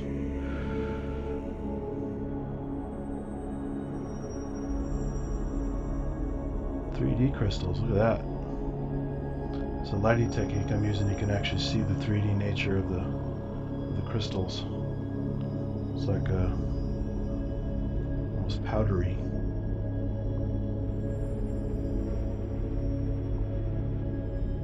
Let me shift the light a little bit.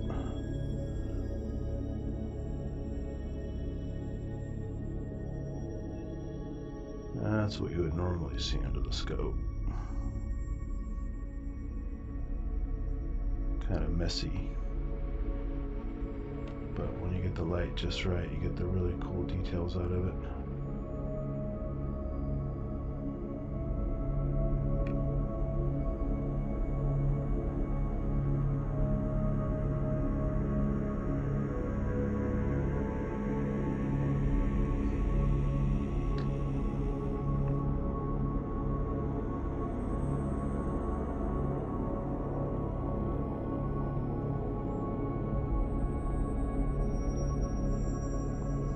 So I could do like a slow, I could do a big picture of this and do like a slow pan and do like almost like space art with this stuff.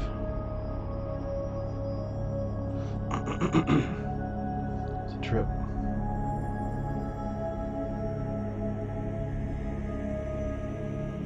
All that crackly mineral stuff there.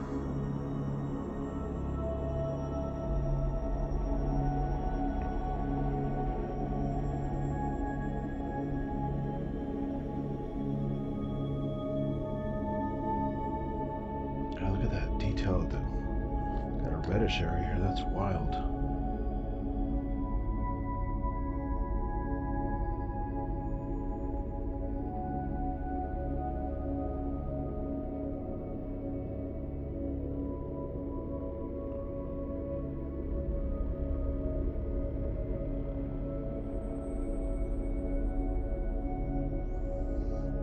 It's just crystal growth and minerals and stuff, but it looks like another biological structure. It's bizarre.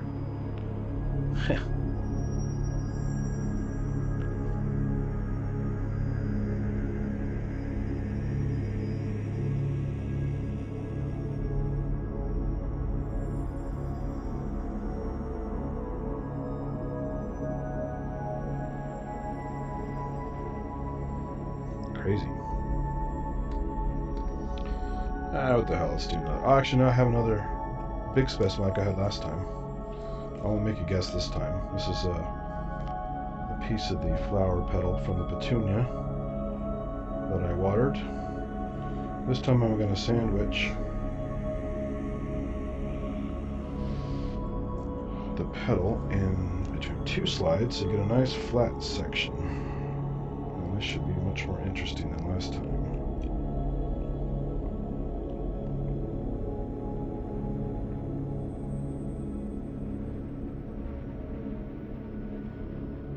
Flat area here.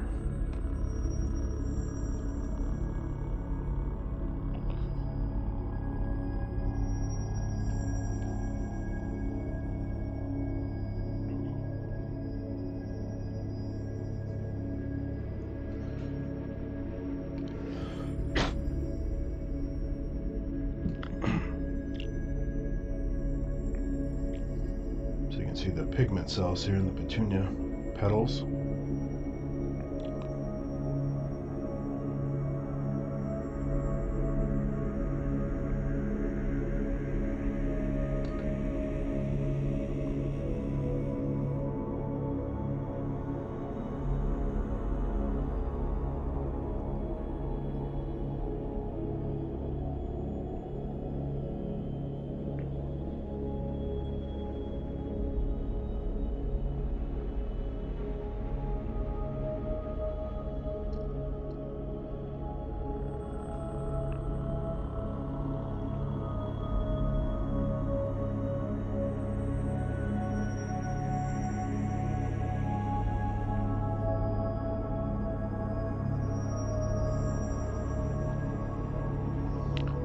Push this.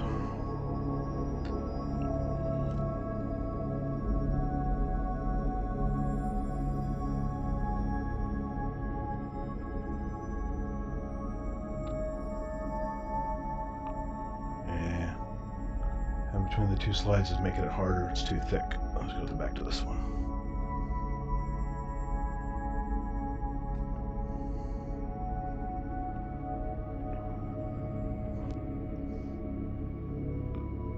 Get a little more detail.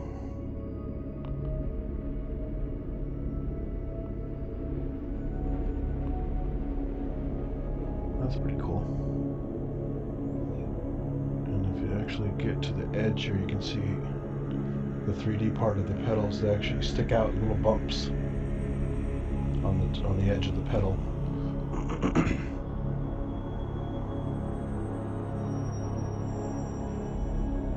That's wild. And then I have some parts here as well. The leaves.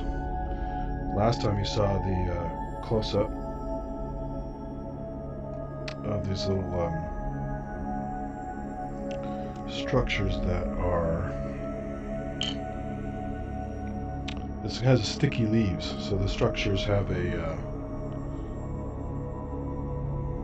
hold on a second here.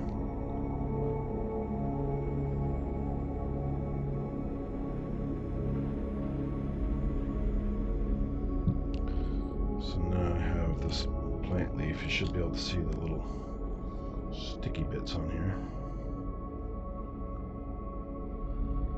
There we go. See the little glandular spikes. So first we can get close up on the leaves here. Oh, that's cool. In 3D you can actually see the spikes if I focus through the leaf. You can see the spikes coming out of the leaf right at the lens, but coming off the side of the lens you can see the structures pretty well. Zoom in on that.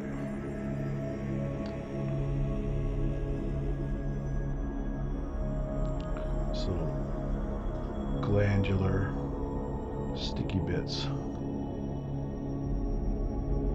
make the plant sticky when you touch it.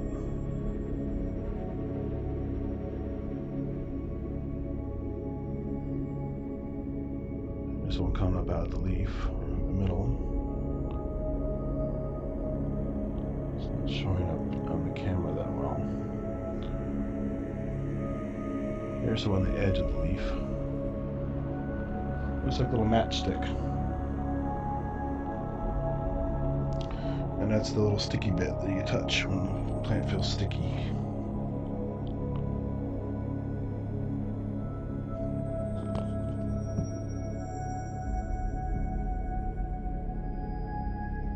Yeah, Paul's pretty creepy, huh? Some of this stuff coming after you.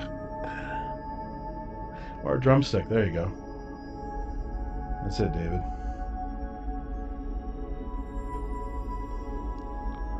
So we can go a little closer with that. I don't think I can. Nah, that'd be an oil lens and this is too thick.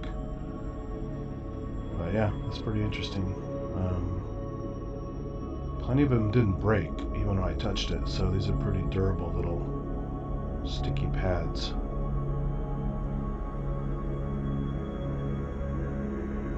Just look around the edge of the leaf to see if anything else pops out.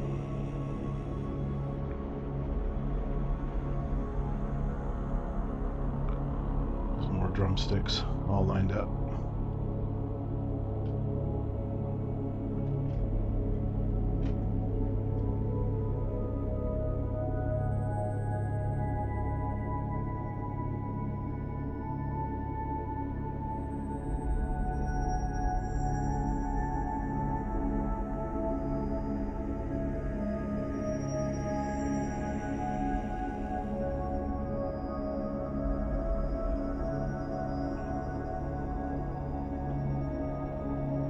Wow, look at that. I guess when the thing, look at the little spiral bit coming off there. I guess when the stalk breaks down, there's the spiral structure that kind of holds it together. That is a trip.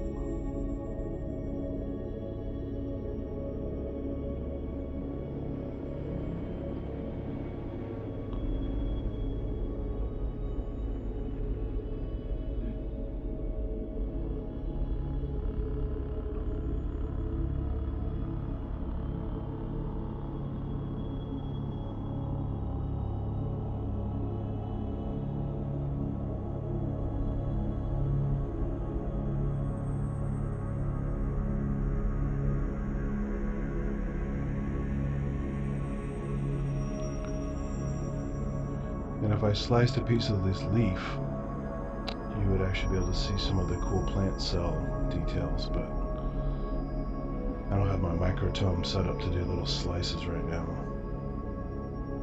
Let's just look around this a little bit.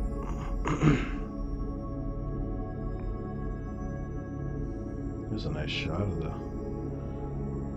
backlit sticky bits.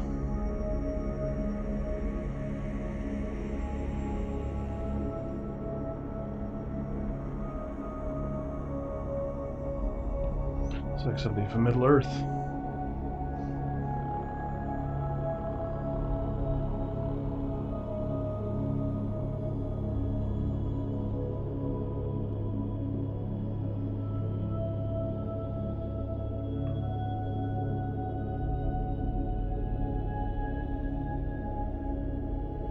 There's a nice drumstick outline. It's bent. Looks more like something else I won't talk about right now, but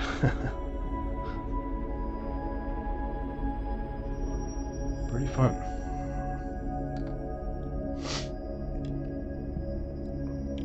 And I think there's another piece of the plant that might be a little bit different. Let's see here.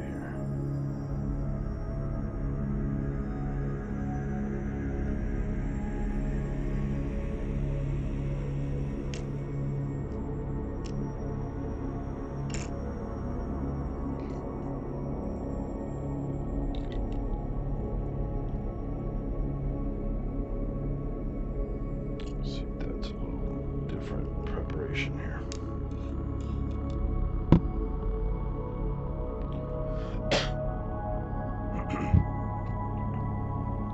Alright. Might be the same, we'll see.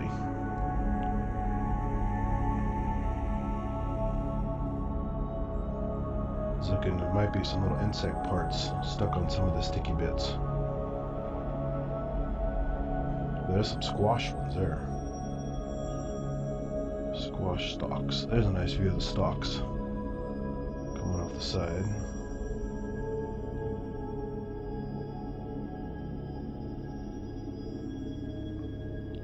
Almost looks like the Vince Lombardi trophy with the football on top of it. It's kind of funny.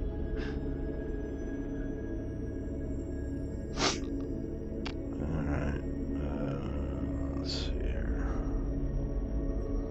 Any little critters here?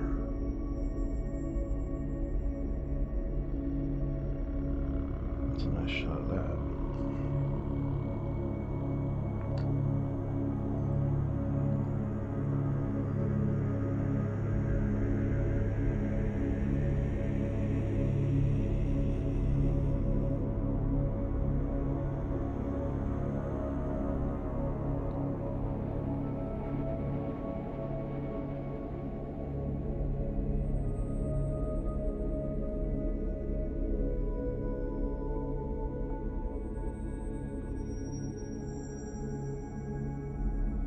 Broken and squashed ones.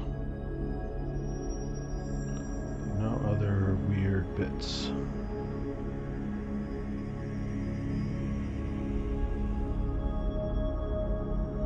There's your generic Tim Burton curly structure.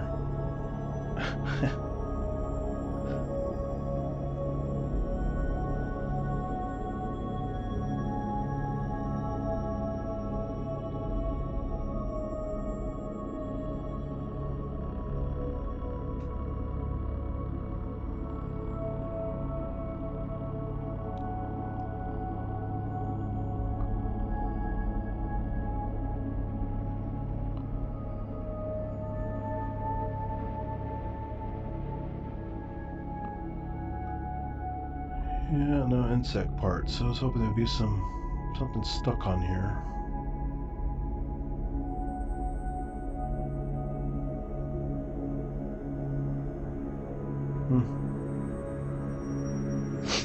Yeah, I'm going that one. However, I do have a surprise. I'm gonna go quickly step away and grab it.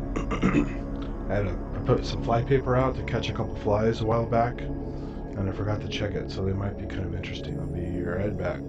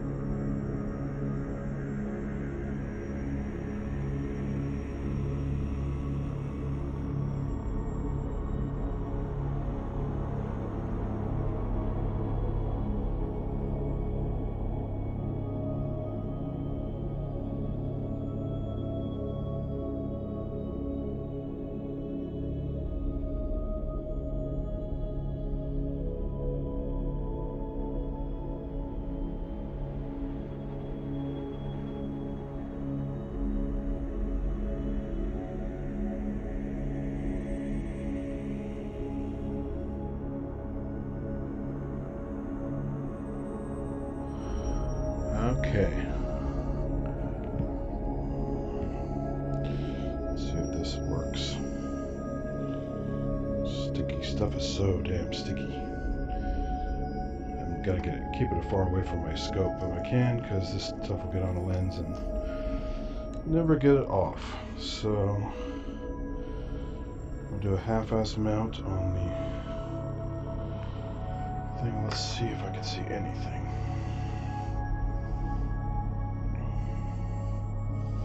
Unfortunately, I have to focus through the paper, I think.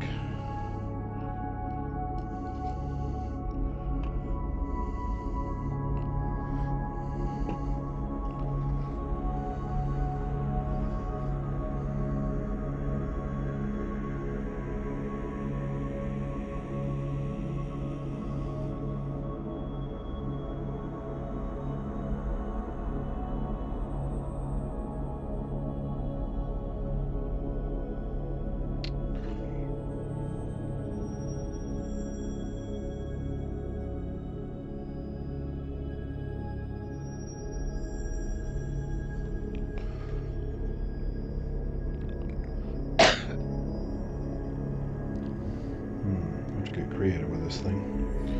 Let's try this.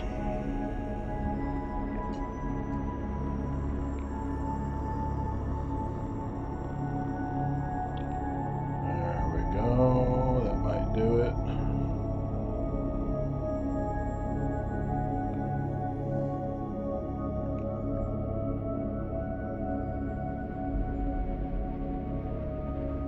There's the paper.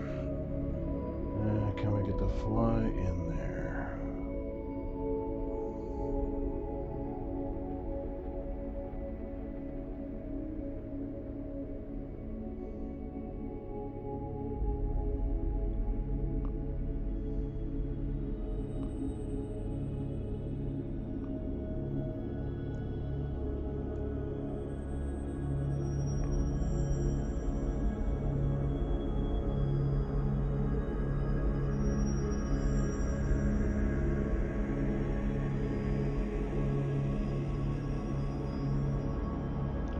Trying to cut through the paper, which is not exciting enough. So let's see if I can trick it here. Need to turn it into a dissecting scope with a hack. Where is my light?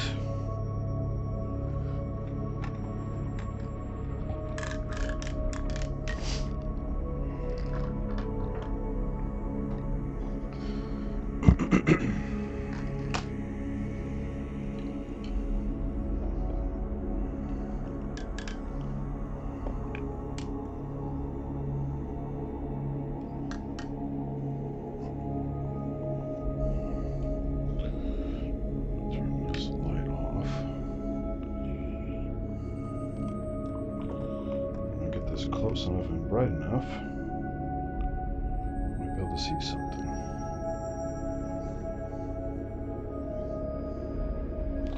This is in lieu of setting up my actual dissecting scope, which would be better for this, but I didn't have it set up.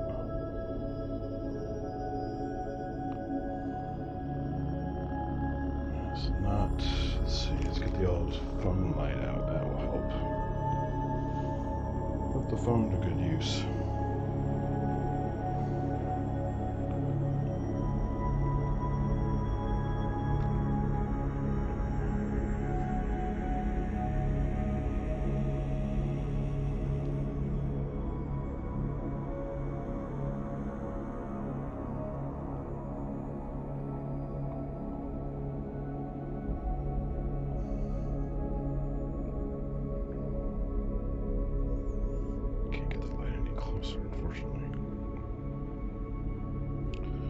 Can't make these damn lights that much brighter.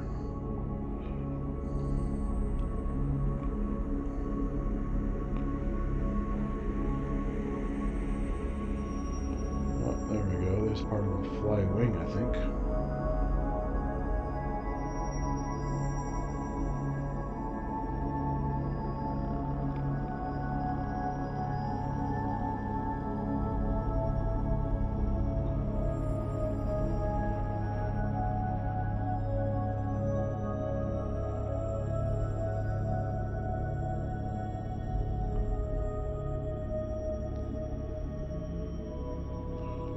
lack of light makes it more scary. Damn, I should get more light in there. I might have a pocket. Let me check one more thing.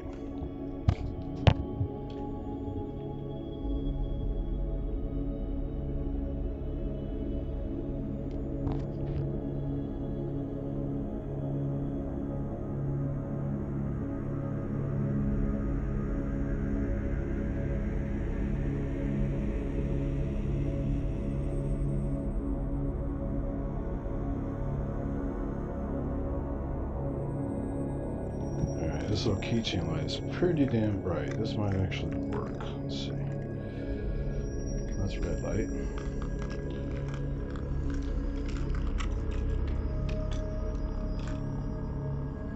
There we go. Right on top of this guy. Oh, there's the compound eye.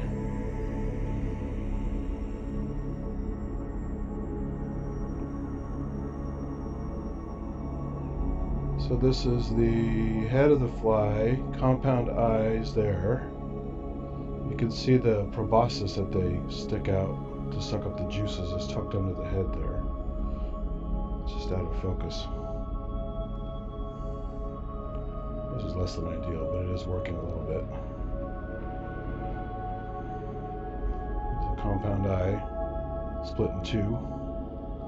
So you're looking to the left of camera is the right eye.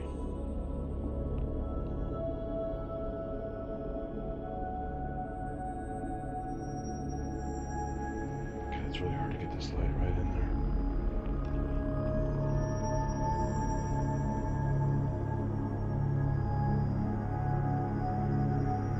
There we go. So compound eyes, and that little thing at the bottom there, it's out of focus, kind of gray looking at this angle, is the proboscis is tucked away. And then if I go, I can scroll around here.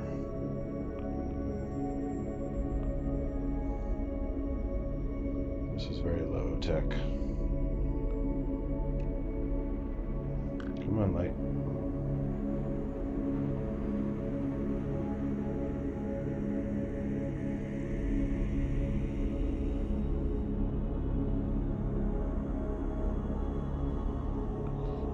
Shot one of the wings here. Damn. It was awkward. This light doesn't have a lock on it either. It's a cheap light. I have to keep squeezing it.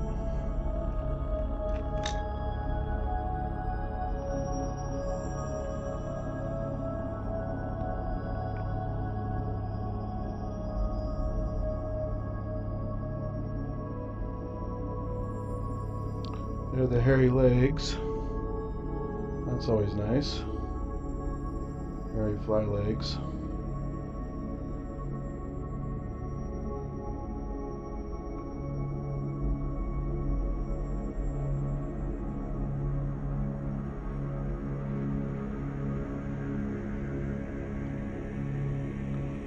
we'll get a wing shot here.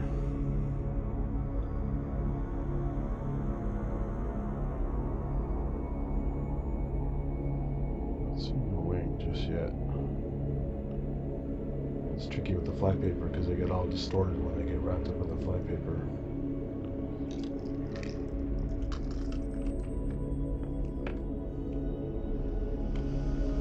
Next time I will do this with the dissecting scope. This will be a no-brainer with that one.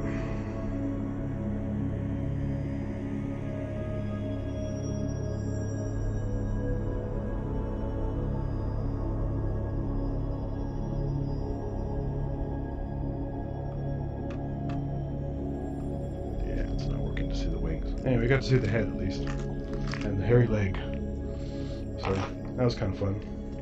I forgot I had that guy in flypaper downstairs, and I'm surprised he's still together because it should have decomposed by now with the fungus getting on it and everything.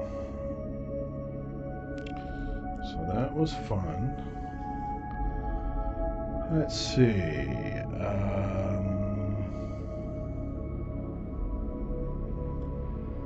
About 2 hours now. I'll go a little bit longer. I got some stuff to do, but I am having fun. Hope you guys are enjoying this as well. Let's see if we can get any more critters out of this water from the plant. I keep getting most of the same stuff.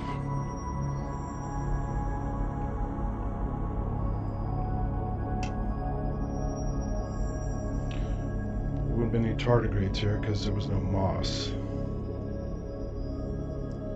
They like to live on moss or aquatic environments, and since this was a fairly dried out plant, it's not exactly an aquatic environment.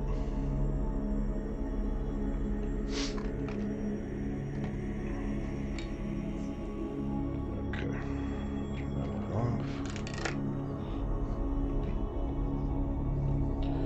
Let's see what we got here.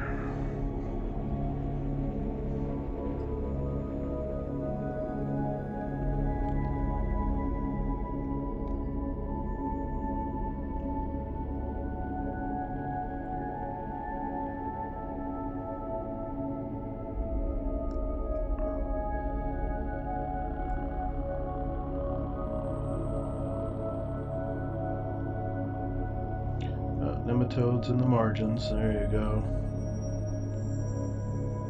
More nematodes. I'll go in real quick for those who didn't see them before.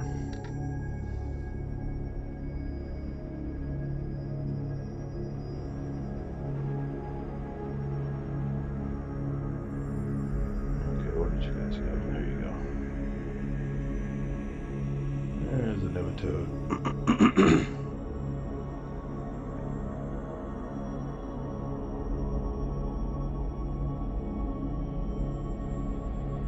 Clearly have a head and a tail.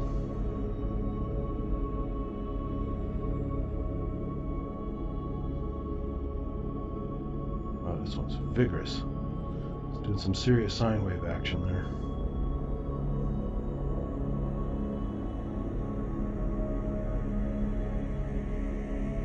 I don't dare put on higher power because it'd be much harder to track it.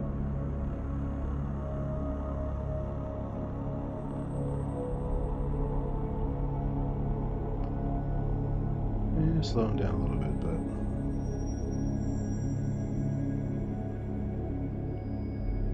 so there's your nematode. I had a bunch of those earlier, so let's go look for something new. Some new stuff. Let's do my grid search. Oh, there's a little protozoan like I had before, a little ciliate. The one that was watching the vacuoles on. This is a similar one.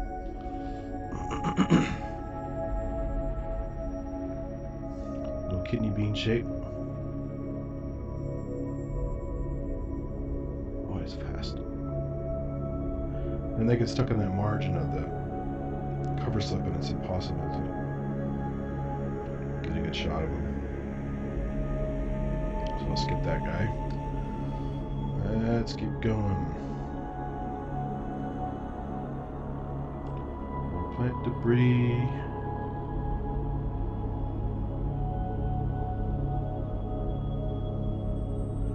Nematodes. Lots of nematodes. They love soil. Let's see.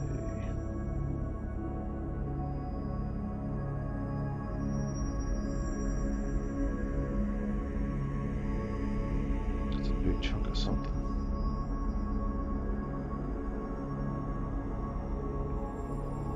More nematodes.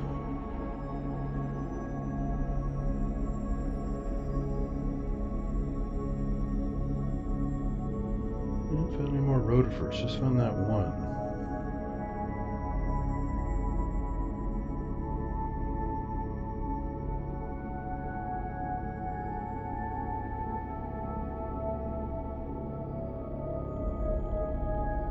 Nice little, look at that little chain of bubbles. That's fun.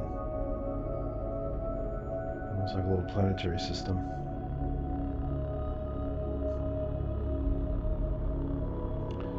Well, damn.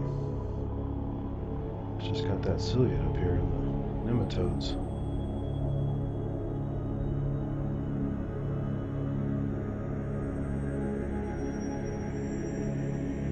Where'd that guy go?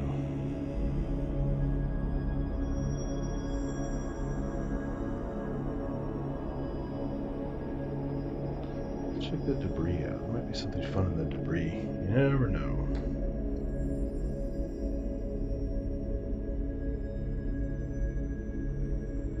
It's kind of like looking at a forest.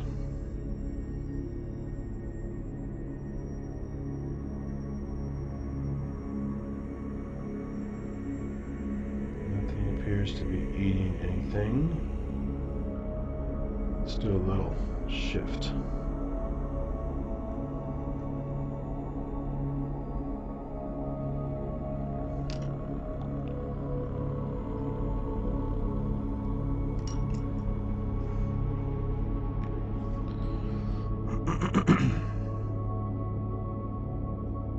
Some nice little colors in there. It's a little bright on the camera. Let me adjust the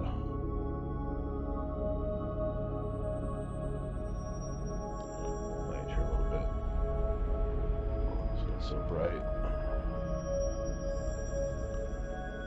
Okay. Not see anything moving. And there are some little tiny, looks like flagellates. Tiny, tiny ones. And probably some bacteria too. Very tiny. Let's go a little. Can I get closer? You know, I could try oil. I haven't tried oil tonight. Actually, no, I haven't. I've got to find my. I misplaced my stupid lens cleaner tissue. I don't want to leave oil on the lens, so I will have that ready for next time. Maybe you can see them here.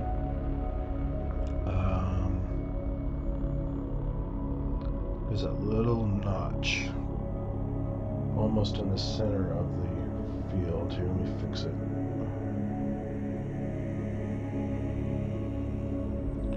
See all the little tiny stuff in that little notch in the upper section. A couple things moving.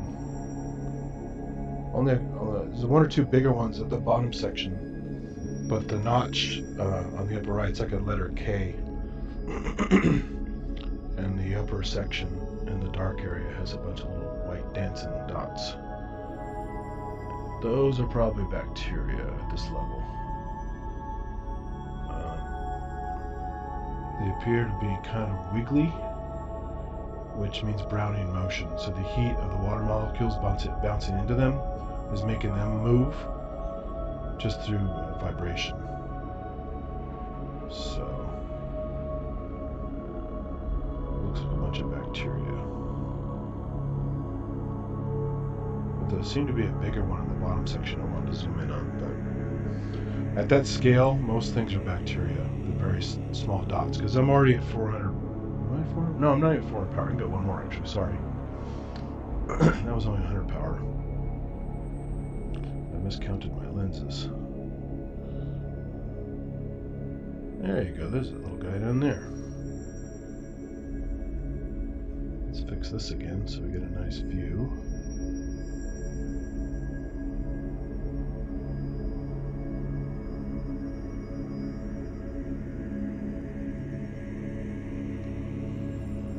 So that's the thing I saw earlier swimming over there. It's a little ciliate of some kind. And little dots dancing around it, those would be bacteria.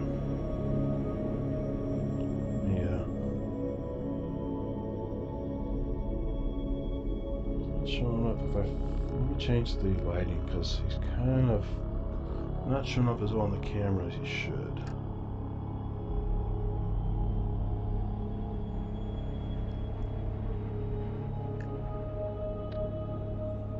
Yeah, it's too dark.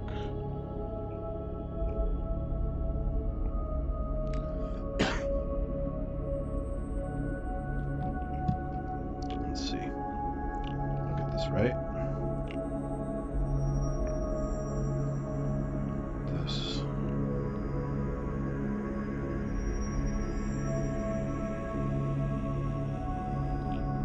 Focus them just a little bit off so you can see the edge better, but it's up there at that little intersection. Very small ciliate.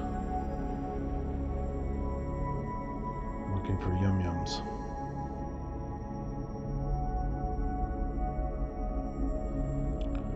And there are a bunch of things around. Actually, no, it's a flagellate. I can just see the flagellum swishing around. If you look, can I focus to see that? If you look, you'll see this kind of whip thing coming out of it, running into the material. It's a flagellum. That's a really big flagellum. And these little dancing dots all around it. If I defocus it, you can probably see them better. Those are bacteria. Let me fix this lighting. This is still off.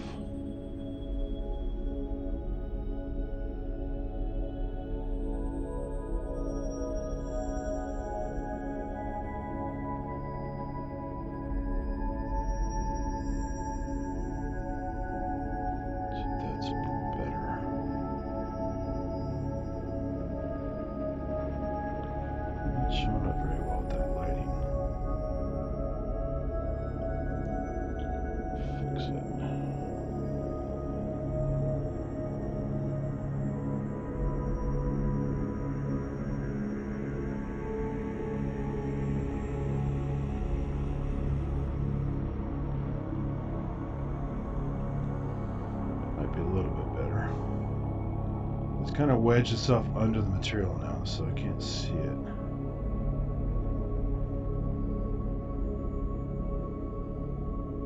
But it had a clear flagellum that was whipping around as it was trying to squeeze itself into the debris area.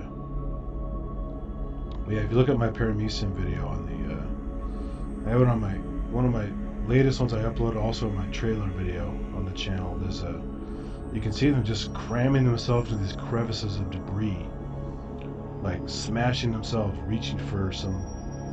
It's like they're reaching for some kind of morsels in the debris, and just wedging themselves in there. Really, I've never seen them do that before. And also bumping into each other, almost fighting over the spot, like it's a choice spot. Oh, I saw some movement over there. What is that? Oh, there it is. It popped out again. It's coming from behind the debris field. You can see the little disc-shaped thing.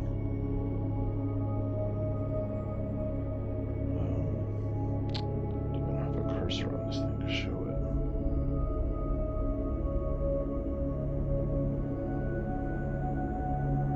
I don't know if OBS has a show cursor thing. You guys can't see the cursor on here, can you? See my cursor on the screen?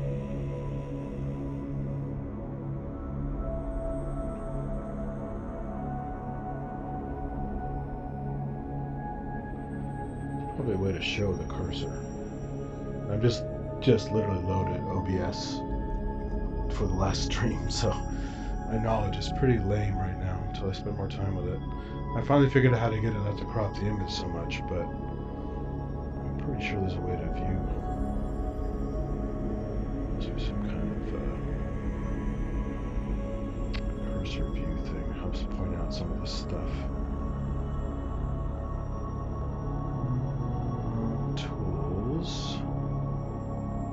Caption, scene switcher. Yeah, I don't think there's a way to do it. Or if there is, it's some kind of hidden feature. Anyway, it's the top of that. This whole structure makes almost like a if you zoomed out, it's like a Greek letter lambda. And you're looking at the top of the bottom of the curve of the lambda. Yeah, actually, the bottom of the little curve area there, that's where the little guy's hanging out. And he's only barely peeking out, so I can't go any higher without the oil. Let's see if I can change the lighting just a little bit to make it pop.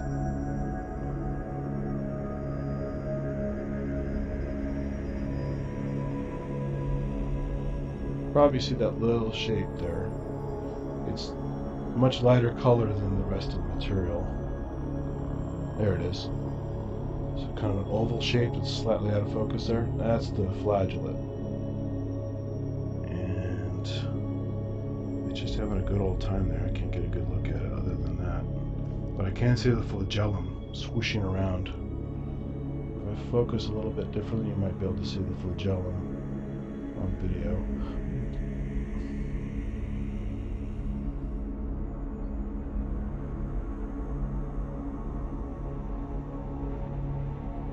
Just look for some little swishy thing, like a noodle flipping around outside that round shape. That's a flagellum. I'm trying to defocus it to show a little more thickness. It's really hard on the camera. The microscope view is always better than the camera view, but anyway, there are also these little dots all around it. Those are basically bacteria at this point. They're doing the Brownian motion dance from all the heat. And the cool thing about this flagellate is cell counts are just swimming around like crazy. There's all kinds of activity in his cell. All the vacuoles and stuff are dancing around like crazy. Really cool. Just can't show them on this camera view. Really gotta get this oil. My tissue set up for the oil.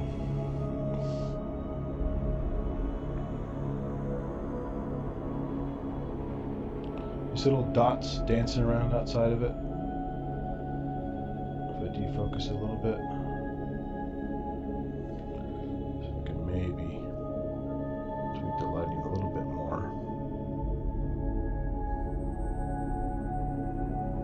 Yeah, there are a couple of them there. You should be able to see it on the video now. A couple small white dots dancing around in the heat. Those are bacteria. So judging by how big the bacteria are, you know this flagellate's quite small. The bacteria are often, some of these guys are really small. They're like 20 microns across, or 20, maybe 30 max. Pretty damn small. Could be even smaller too.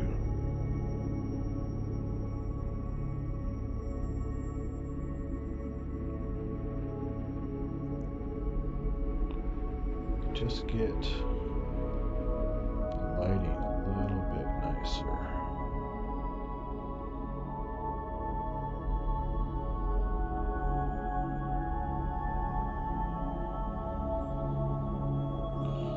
Now you can see the cell better, but you can't quite see the flagellum.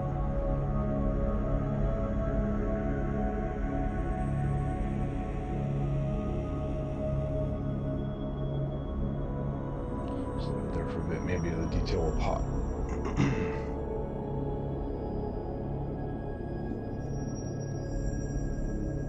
Now that it's separated from the debris, you can definitely see the guy better. But yeah, the flagellum is basically pointing downward from it, sweeping around kind of left and right. It's funny, this one's not moving it too much. It's kind of like an elephant with a super long, thin trunk.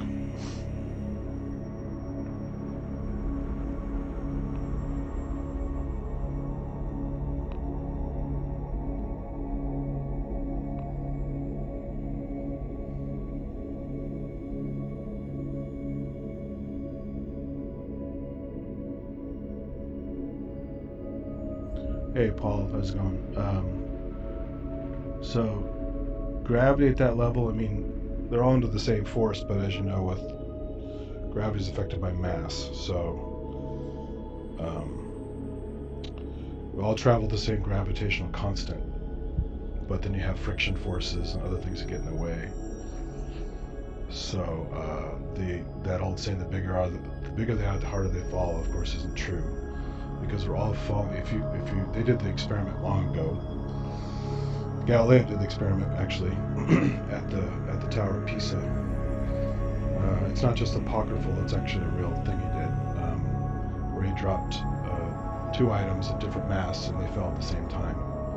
They've even done it in a vacuum chamber with a feather and a weighted object, and they also fell at the same time. So, but yeah, on the smaller scale, they've got the friction of the water. You've got, since they're so small, some of these things, the Brownian motion, they're being affected by water molecules bouncing into them.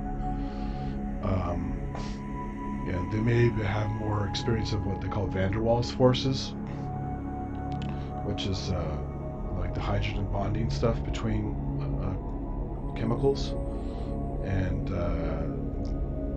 probably not at that scale, but that's at a chemical scale. But there's a lot more stuff they have to be exposed to than we're aware of because we're so much bigger. But gravity itself isn't different. It's just frictional forces around them and other things that affect their life in the fluid medium, and also being very small. And like I was saying about the bacteria, the corkscrew style spiral bacteria, they have much easier time going through debris, slimy debris and stuff, as a corkscrew than as a kind of rod shape. So a bacillus, which is a rod-shaped bacteria. There's a coccyx, which is a ball. There's a bacillus, which is a rod, and there's basically like a spirochete or a spirilla, which is a little spiral-shaped bacteria. They're all different kinds of those, different lengths and different shapes and stuff. And they have like the most efficient way to get through debris. So you find in the salt marshes and stuff, when you look for like sulfur bacteria and other things, you'll get a bunch of collections of other kinds of spiral bacteria in there. And they just zip through debris.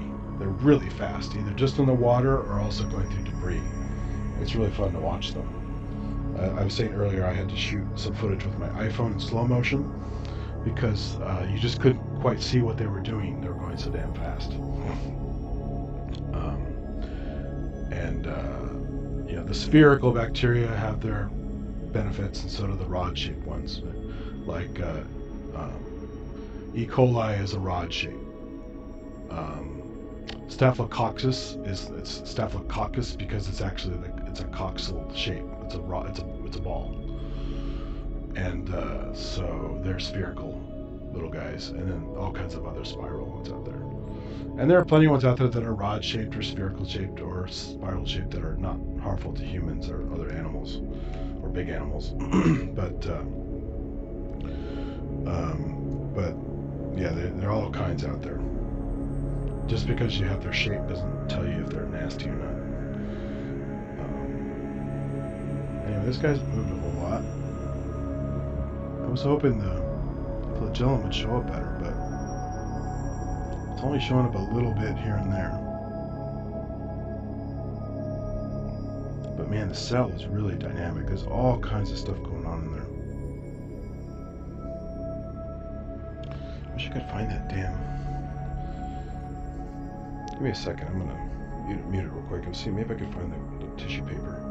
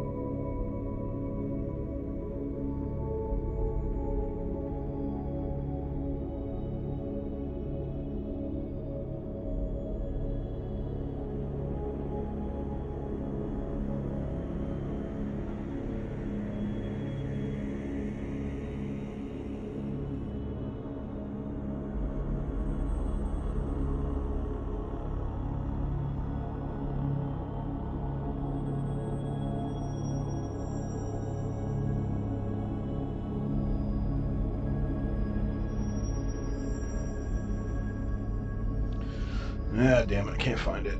I'll have to buy some on Amazon and get it for next time. Oh, damn, the slide's drying up. Look at the crystals.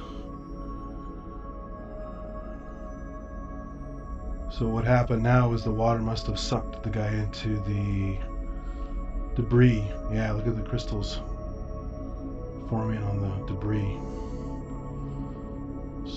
So much for the flagellate. He got squashed into the debris as the waterfront came in and smashed him right up.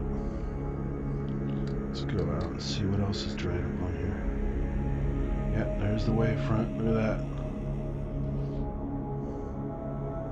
A little herky-jerky maneuver.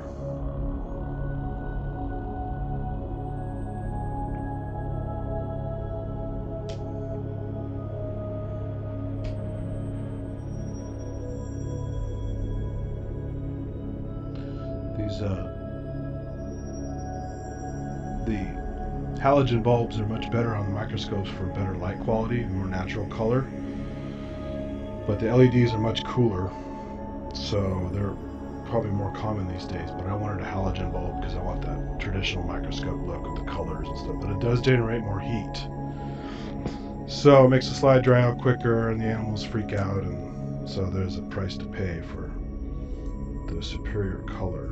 My dissecting scope, also called a stereo microscope, is LED because they didn't make one in that style that was halogen that I wanted to get. So I probably could add a halogen bulb too if I wanted to, but right now it's an LED and it's definitely a colder light, pure white, kind of colder light, a little more on the blue side, which, you know, it's manageable, but it's nice to see the specimens with more natural color if you can, but you can also color correct your images later if you need to. So,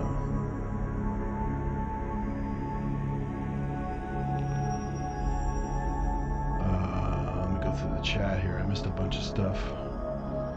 Tapioca pearls.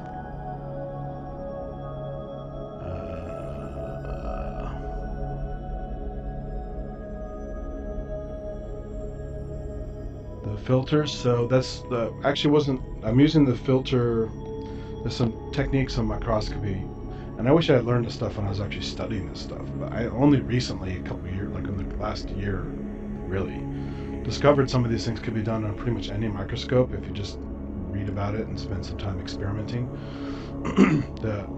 Any decent microscope, you know, if your XY stage where you can move the thing around like a video game, you have under the stage you have a condenser, and in the condenser where the light is focused you have a diaphragm to control the light level, and you have a filter slide out, which I just moved right there, which is allowing me to get the dark field or the oblique lighting or bright field just by moving that with a special patch stop I've installed inside of it.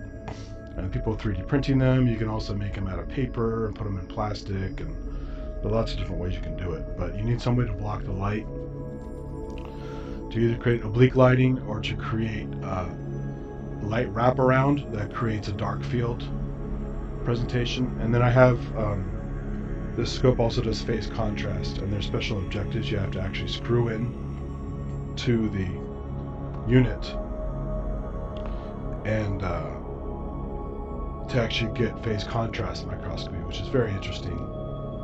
But kind of defocus areas can get kind of a donut look to them. Everything has kind of a halo around it, but it lets you see really good details on cells and just a different way of lighting the cells for analysis. But it's a lot more work to hook it up because I have to unscrew everything. I have to use the eyepieces for it and the objectives for it to make it work, and it's just kind of a pain to set it up, so I only do it once or twice. But I might just do a whole stream one time on phase contrast, just because it's a pain to set up and change. So anyway, you can get bright field, which is the standard, dark field, which is a tweak, and then somewhere in between you get the oblique lighting. And you can also do polarized lighting if you set up a rig the right way, and it's really interesting to see polarized stuff, especially the crystals.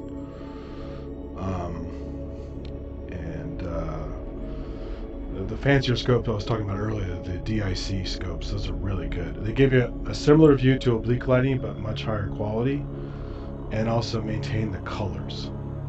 So if you're looking at cell with like different color organelles, different material it ate, as well as the overall structure of the cells and the details.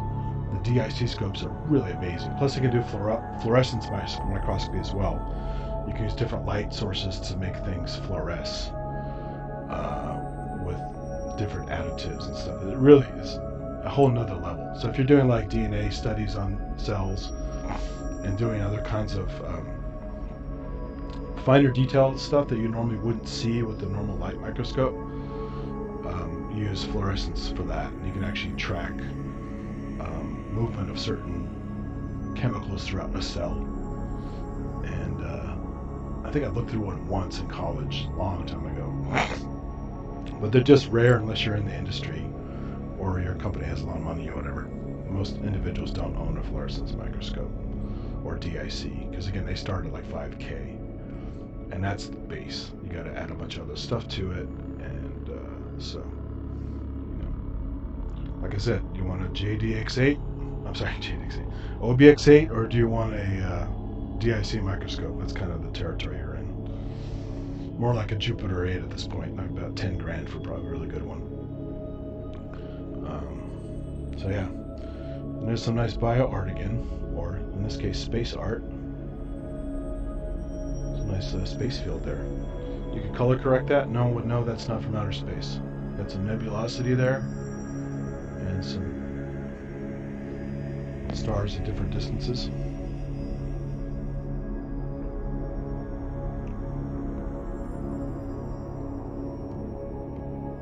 Very cool. So that one dried up. Let's just go. What the hell? Let's make one more. I couldn't think of any other things I could look at right now that would be interesting. There's some different liquids in the freezer, in the fridge. Things I could thaw out. And nothing I could think of right away that'd be really cool. I do have some dyes I bought. Carnitine red, bromothymol blue, all this kind of stuff we used to use. There's methylene blue, all these kind of things you can use to stain different tissues. And there's iodine stained for starch, so you can take a potato and section it thin sections and do an iodine stain on there, and all the starch granules stain separately from the cell. It's really interesting. So I'll be doing some of that in the future. I have all this shit, I just haven't had a chance to get it all set up. And the stains are very expensive and very messy. So I have to prepare a proper bench where I could spill and not have to worry about the table and all that. Also, I'm going to grow some bacterial plates, and I have to be careful of that because I don't want to be inhaling that stuff. But this, you know, sanitary protocol with flame and a little loop thing, and agar growth plates and all that kind of stuff. So I'm going to be doing some of that because there's a really fun experiment you can do where you can swipe the air with an agar plate, you can cough into an agar plate, and you can lick another agar plate or spit on one, and basically put it in a fairly warm environment for you know, a couple days to a week, and pretty soon you have this beautiful bacterial colony, whatever was in whatever you sampled. But in the case of the human mouth, you'd be shocked at how many different colors show up in different bacterial colonies, because, as people have said many times, I'd rather be bitten by a dog than a human, because dogs seem to have better mechanisms for sanitizing the mouth, even though they're in dirty places a lot of the time. And humans apparently lost that ability or never quite had it.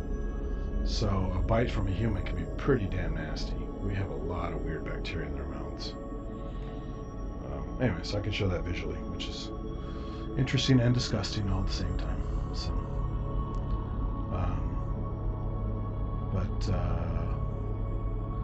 right, let's do one more slide here. So we get lucky. The water's got some good color to it, so there might be some other things in here. It could just be the dirt from the soil.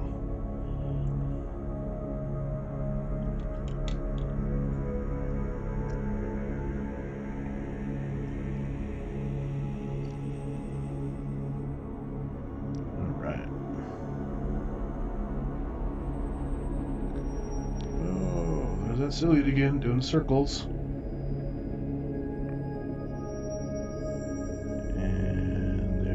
different ciliate doing tumbles.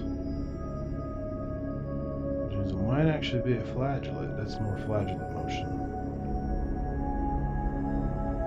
Let's go to the tumbling guy.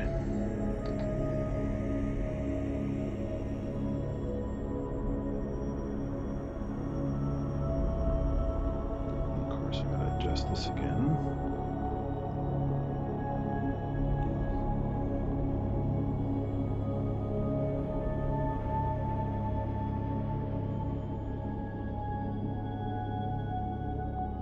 Oh no, it's a ciliate. So this one has the cirri like I was talking about. If you look at the ends of the cell, it's got these little spiky bits that are much thicker than cilia, called cirri. It's basically, whoa, he took a ride in the stream. There's a gradient outside the... That was pretty funny. There's a gradient outside the thing, and they're all in a little current now. Whoa, that was crazy. Look at them go. I know this is interesting too because this water's at a different focus level. See, the colors are different versus under the cover slip where it's actually getting dark field.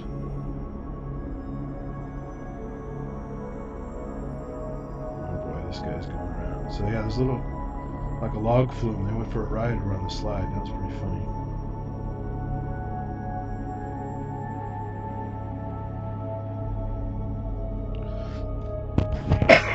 Excuse me. This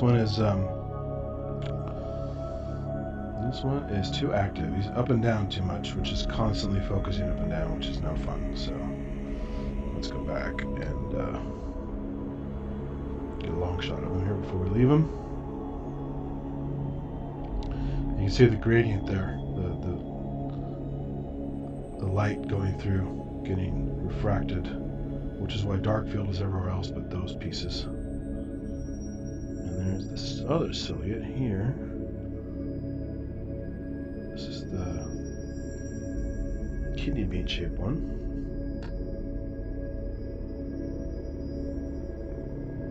Also very active.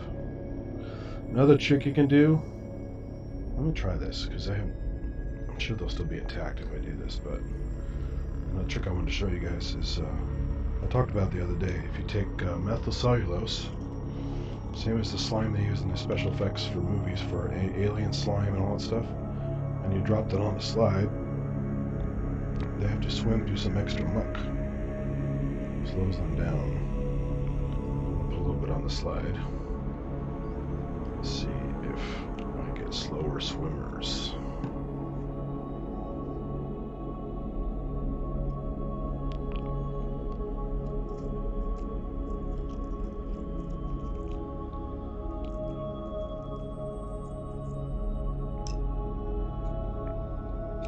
See if that helped a little bit.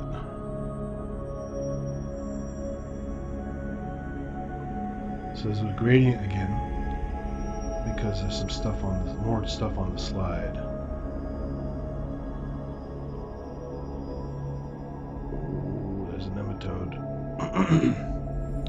Nematode doing a sine wave.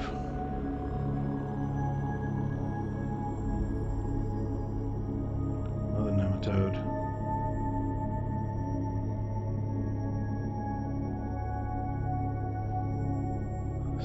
So theoretically, the stuff I just added should have slowed these guys down a bit.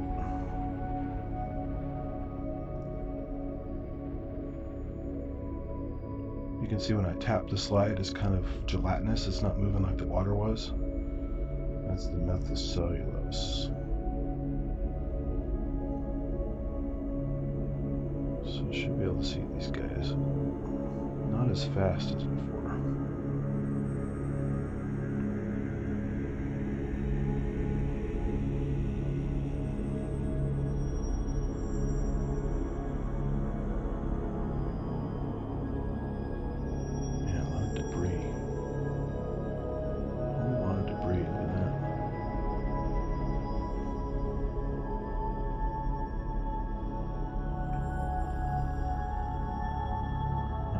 Ciliates.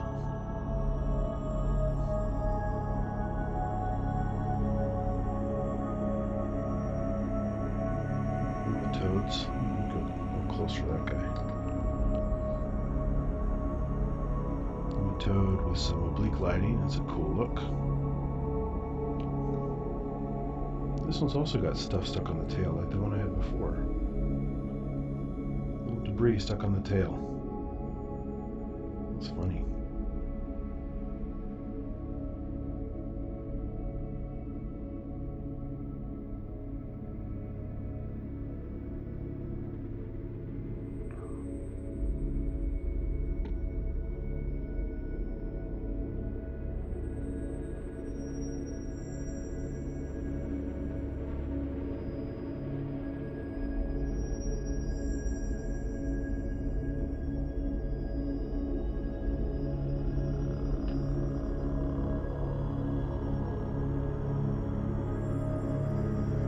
Sorry if I'm not keeping up with the chat. I'm looking at the scope too much here.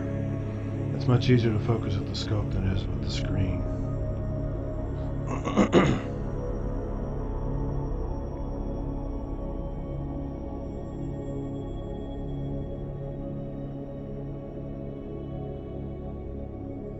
See, it's having to move a bunch. It's probably slowing down, probably because of the heat, but these things are a little bit slower because of the methylcellulose.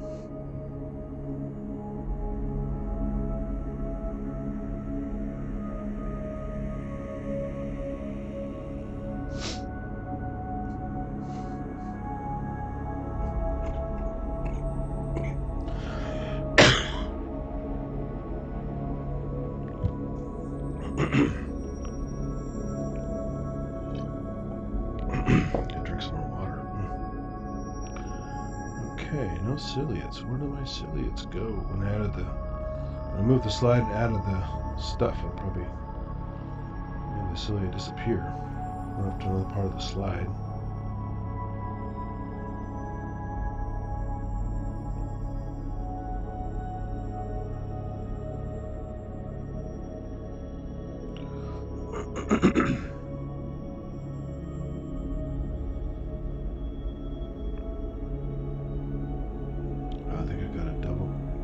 That was dumb.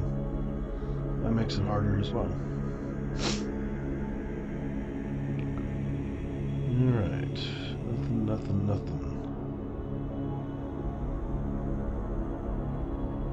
It's debris.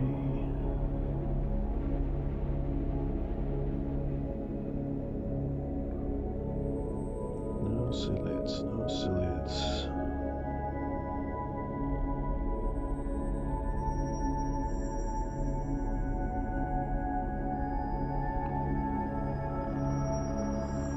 Try that again without screwing up the slide this time.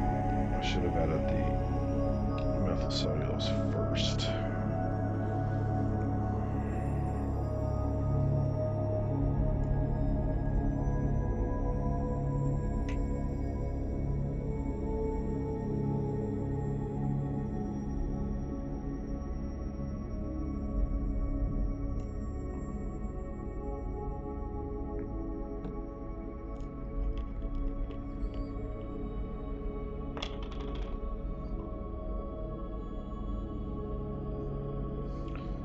With methylcellulose, you have to buy as a powder and mix up your own strength and how viscous you want it. So in the case of the movie Alien, where it's dripping off his jaws, it was fairly liquidy because I still wanted to run. But in something like Ghostbusters, where you get slimed, it's incredibly thick because they want it to be all goopy and clumped together. It's all methylcellulose. Okay, this is a much cleaner prep, so let's see, this should be good. Made from scratch with methylcellulose.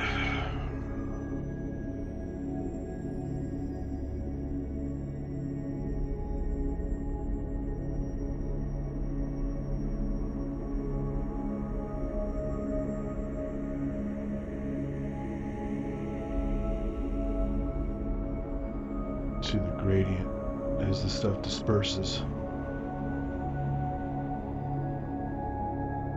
It's still mixing. That's a cool shot right there. Unfortunately, it's getting cropped in the video, but it's kind of film noir kind of look. Film noir on the slide.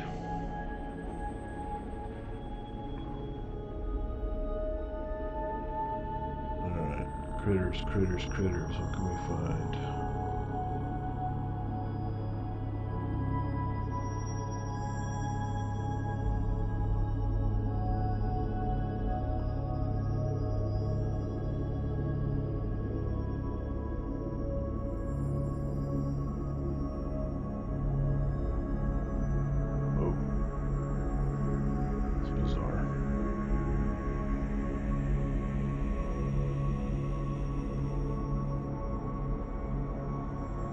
Gradient.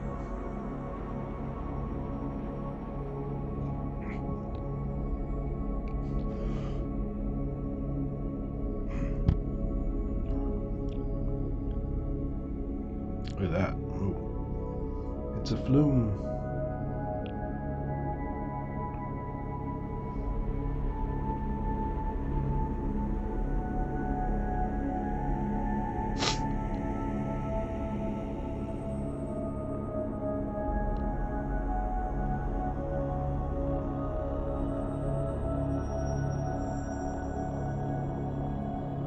Some stuff's being taken for a ride, but I don't know if it's...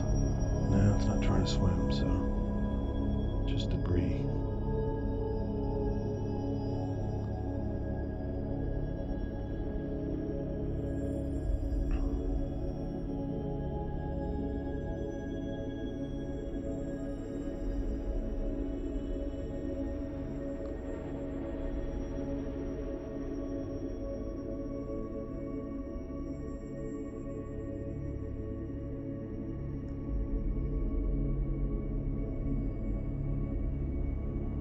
Weird little straight lines there. It's unusual.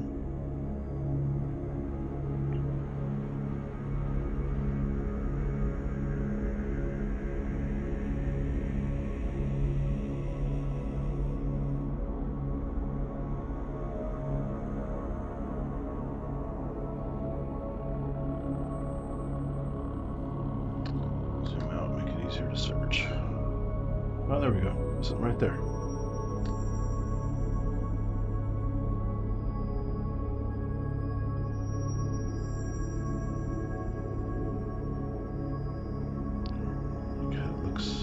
Legit. It was something, maybe.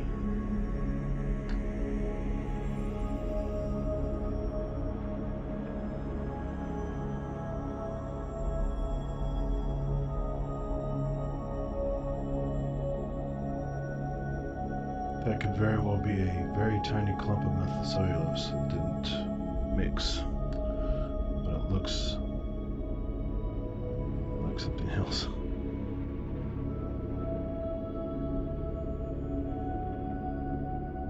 There's another clump of it as well, so it's probably just...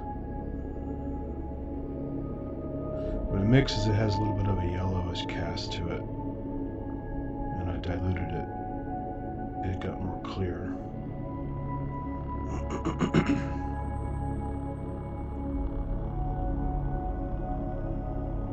Yeah, I'm not getting any critters on this particular one.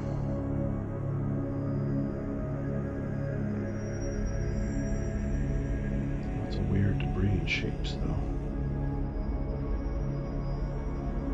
There's a nice plant debris.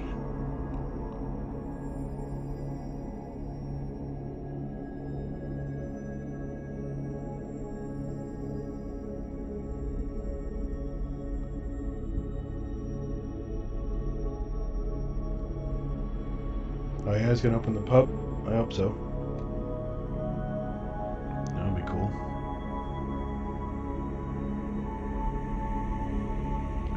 The Spawn Arms.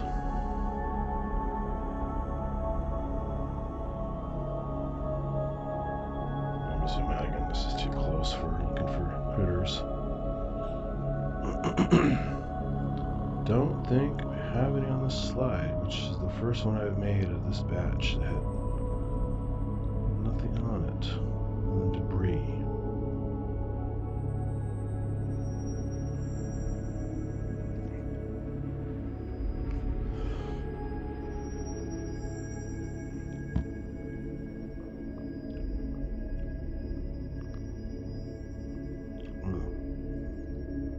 nice kind of polarizing effect there.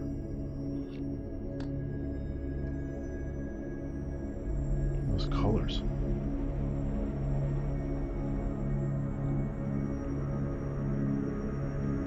Again, that's probably the methyl cellulose refracting the light.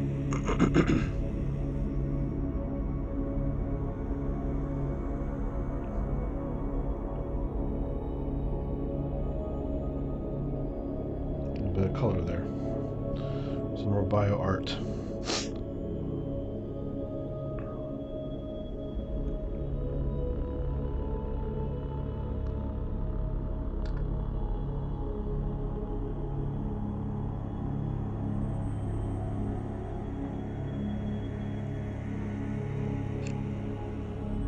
Alright, damn it, let's do one more slide. I can't go on with a dead slide, that's sad. That would be very sad.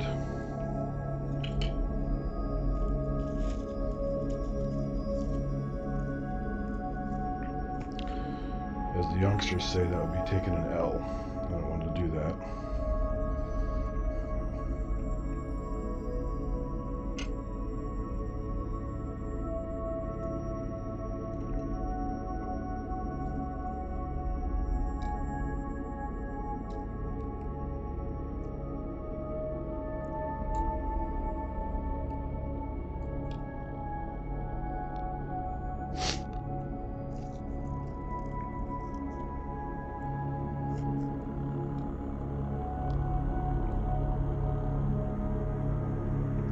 This ambient music generator is pretty good. Got some good stuff in there.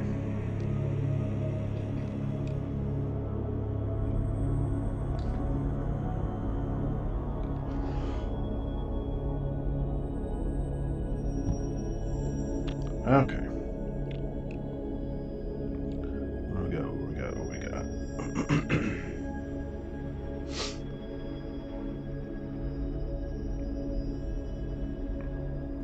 There's a ciliate buddy, the little kidney shape. So that one's very common in this group.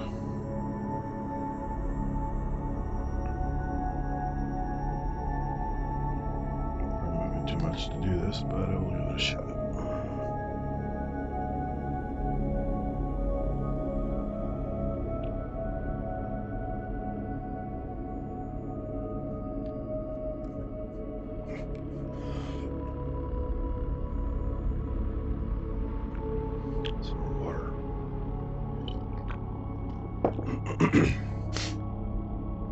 Okay, and my filter's not working so well here.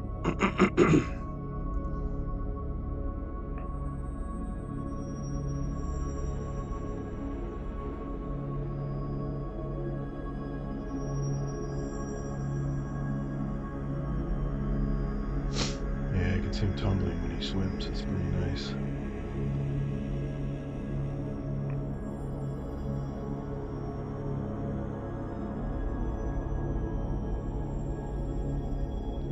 Another thing, bounce it around there. Very small. There you go. I got a whole bunch of small. Looks like flagellates here. So those little guys are swimming all kind of weird, like a wobble. That deserves a little more attention. I haven't seen those yet, I don't think. Actually, I meant the, yeah, okay, more power.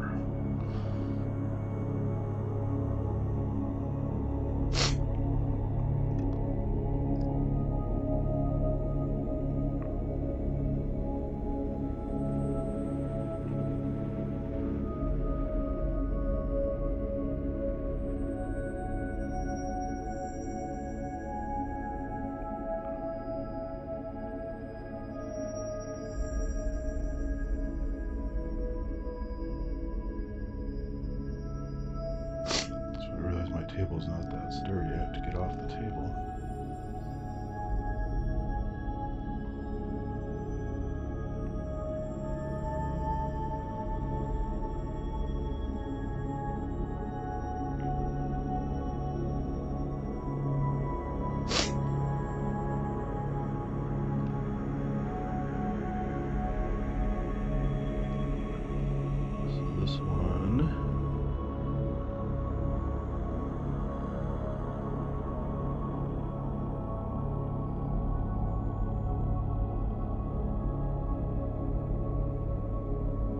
Another creepy thing is when you use a microscope a lot, you realize quickly how many floaters you have in your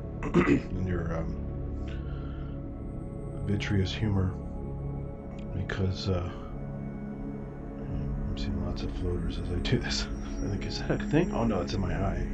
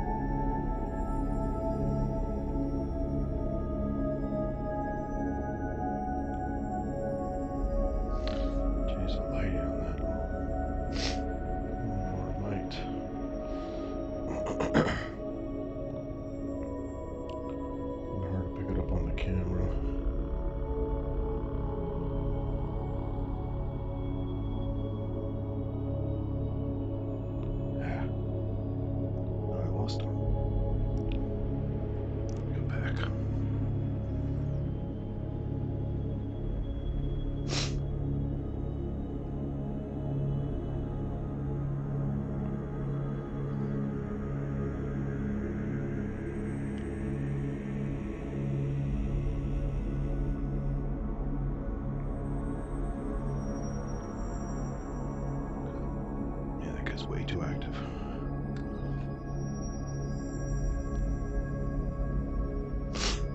Let's go for something new.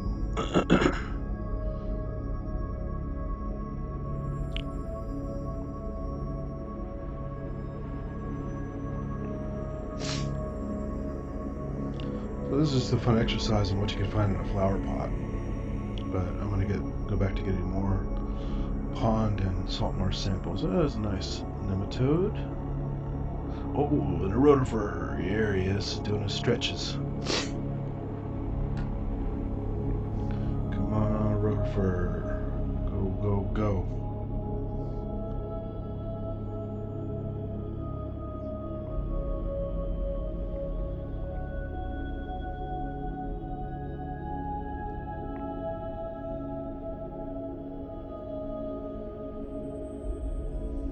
Nice comparison there with the nematode going in and out of frame and the rotifer.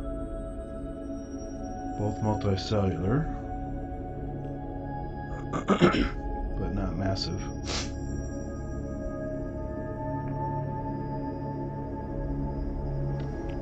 And you can see the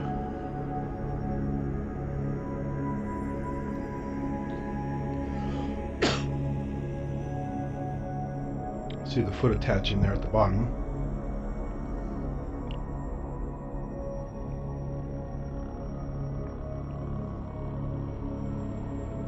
It's not fully extending to eat though, it's just doing this kind of weird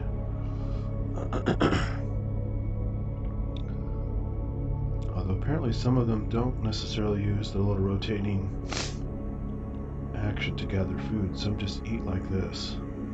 I don't see them making a suction. It's eating more like a nematode would eat.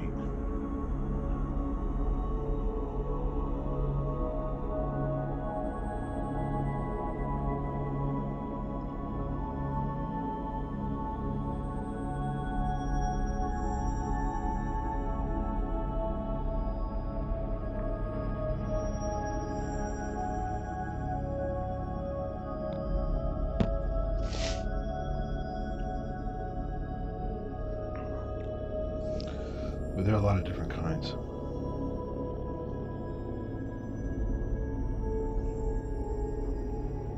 Yeah, this one has like a little probe that comes out when it's eating, instead of having the little corona. Very different. But they all have that foot thing in common where they attach, so they have a pivot point, just like when you play basketball. Got a pivot point, and it's adhere so they can have some leverage, and then they can detach it at will and swim around and do an inchworm motion with it as well.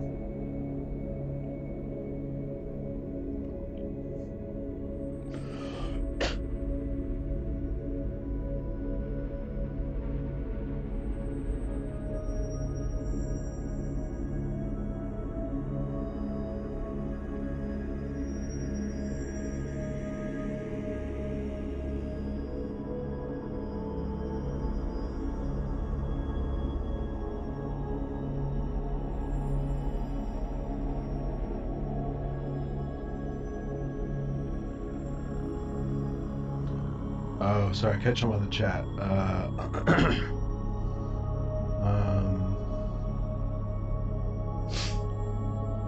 Oh yeah, definitely go on. If you've never been on Spong Arms, it's always a good laugh. Most people on there just talking shit anyway, so it doesn't matter if you have anything to say or not, really. It's just fun, and you know, I often don't have my camera on because I don't have any. If I'm not in a place that has some gear and my hair's a mess, or I haven't taken a shower, not exactly photogenic. So most of the time when you see my icon there instead of my avatar instead of me, it's because the view would be pretty terrible unless I go walk outside and have a nice view or something. But so you don't have to have a camera on. You can just in StreamYard you can choose any graphic and upload it as an avatar. And also good when you need to mute the video to go away and do something. It's not just an empty icon. It actually represents who you are, not just a generic icon. But yeah, it's fun. As far as the supplies, I bought both these scopes on Amazon because they're made in China and they're much more affordable than anything else I could get. I've used Nikon scopes at work and at school, and as well as Olympus and some other stuff. And Zeiss are obviously very nice, but you know, all of those for this kind of basic compound scope, you're looking at minimum like $2,500 for a basic one, and these are a hell of a lot less than that. And you get all the supplies online. Some of these people have microscope channels that get kickbacks because they get like promo codes and stuff occasionally, but not all of them do that. So I just go on Amazon myself, pick out what I need, and there's plenty of places out there to tell you what you might need based on what scope you have. Like I was saying before, I have certain chemicals and other things I use for preparing specimens, and petri dishes for collecting stuff, eyedroppers, lens cleaning, tissue, immersion oil for the objective requires the oil, the 1,000 millimeter objective, or sorry, 100 millimeter objective, which goes to 1,000 power, all that kind of stuff. So yeah, I mean, Amazon's taken over literally everything, not just books and streaming video and music and CDs and all that stuff, but they just literally everything. Microscopes, telescopes. If you know what you want, it's a good place to buy it. It's just a pain to have to return it if there's a problem.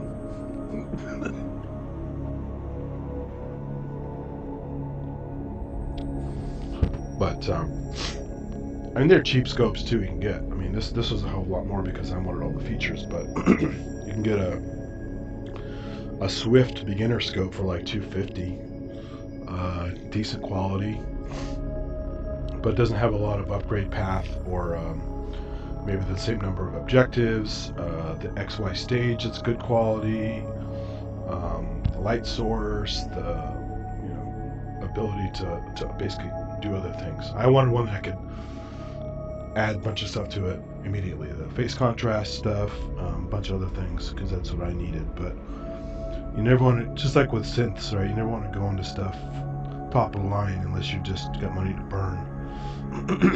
Best to get kind of a cheapy, child-friendly one first. That's $100 to $200. Try it out, make sure you like it, and then go from there. Because a lot of people. I try to make this as entertaining as possible, but the amount of time to get to the level that I'm at, even though I'm still basically intermediate, I'm certainly not a pro. This is many, many, many years and hours of screwing around with this stuff just to get. Ooh, nice little guy there. Look at that. He's got the Siri. Diffused cilia. That's nice. Just to get comfortable with navigating through the thing and getting lost and getting used to just like we use the telescope where the image is flipped and upside down. So you got to get used to moving around an object, tracing an object, techniques to slow them down, like I was showing you with the gel, different kind of lighting options, knowing how to tweak those. there's a lot of stuff to learn, and if it all becomes too much or frustrating, or you just don't, if you don't have the hand-eye coordination or the desire to spend the time to learn all this stuff, it's better to go with a really basic scope and just kind of set and forget and not have to worry about all the complex mechanics. You can have a lot of fun with just, that.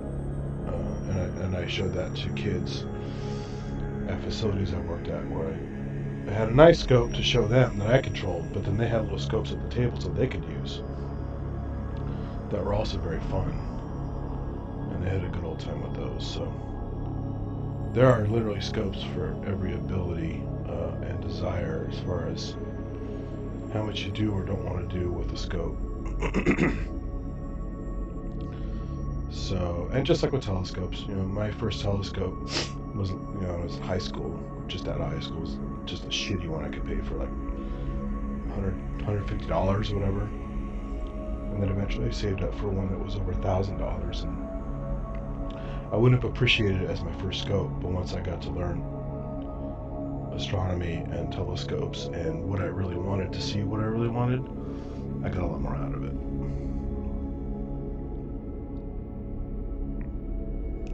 Let's fix this, get more light.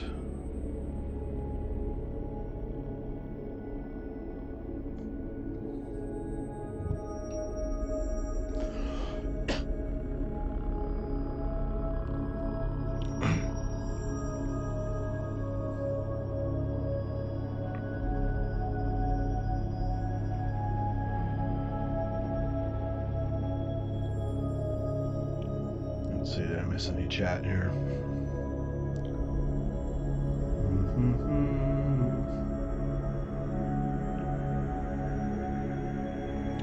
More about Kent saying, yeah, he just sends a StreamYard link out. If you ever look at the chat, if he hasn't updated it, the chat scrolls by so fast. So if you don't catch the StreamYard link, and you have to ask for it, and somebody will post it. I try to have him add me as a mod, because I think Sasquatch stopped coming to the thing, and only Robbie's a mod, and Kent's not very technical when it comes to the YouTube and StreamYard stuff. So I told him, I sent him a video, showed you how to actually add somebody as an admin or a mod, and it's really just either you go to the panel, add them ahead of time, or you can just basically, I think it's a left click or right click, and promote, and you can make anyone a mod if you wanted to. But he wasn't quite sure, so one of these days I'll give to add me as a mod, so it's easier to add links and stuff, because then you got to go through the private chat. Hey, I got this cool link, everyone will like, check this out, and you got to wait, and then also people ask for a StreamYard link, then you got to wait for somebody to post it.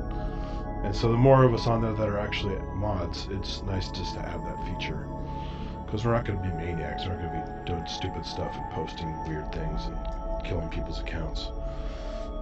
So I'll ask him again to add me so I can help out with that, because I already do it on the ProSynth network, and I've done it on a bunch of other channels for quite a while, so it's not a hard thing.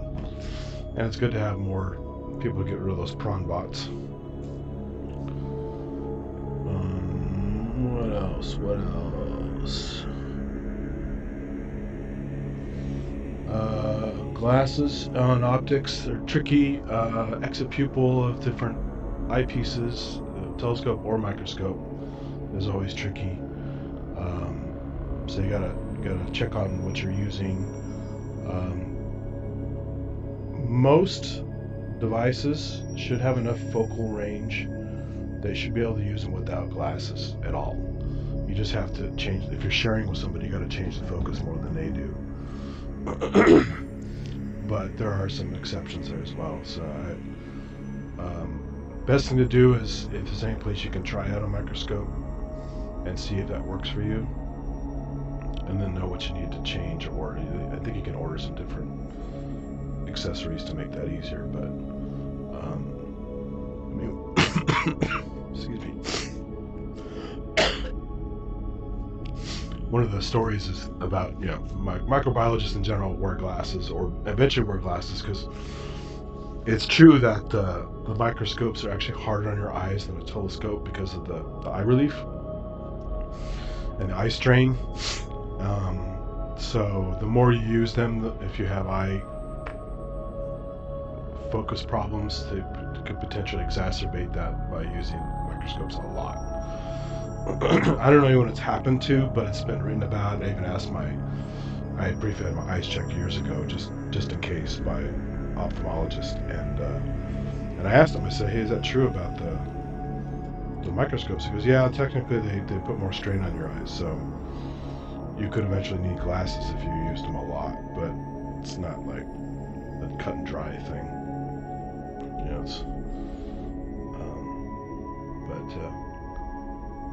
yeah, this is a cool little dude. Not very active. It's just staying in one place, which is nice for us. Let me see if I can change the view a little bit.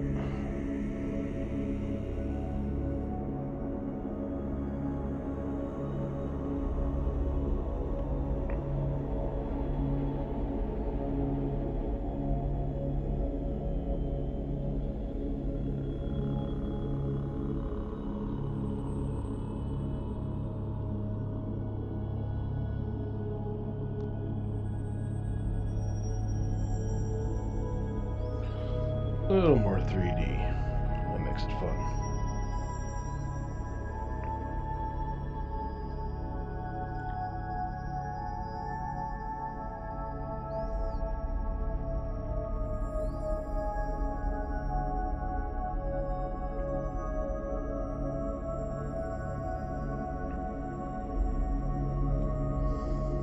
Very nice.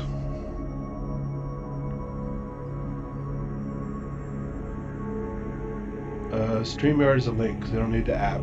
He sends you a link in the chat. So you just click it. You don't even have to register. I found you only have to register if you want to add more than one avatar. So the one day I added my 3D image of my head as an avatar and I already had the synth avatar, I had to make a stupid StreamYard account just to add another avatar. But you don't have to log in at all. You just click the link, make sure your camera and audio shows up okay, put in the username so it shows up on screen. You know, you set video mute and audio mute. If you don't want anything to show up, you just get the avatar and a mute sign and you just hit enter, and then he has to add you. You might be sitting there for a while if he's not paying attention. So it's very simple. So, and again, the mod thing is nice, so you can, you know, send the link out more often when people want to join and someone forgets to send the link as it scrolls by.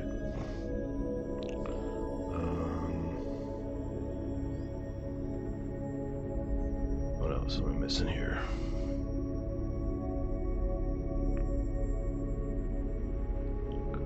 Oh, he's leaving the frame. No, get back here.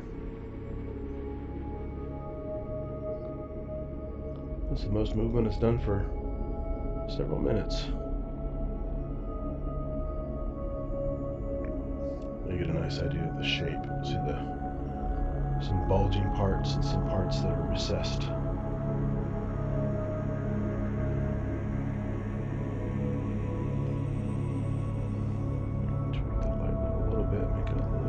Brighter.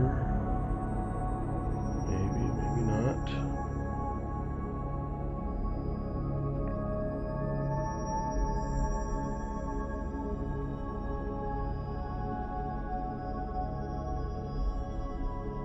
It's a little brighter.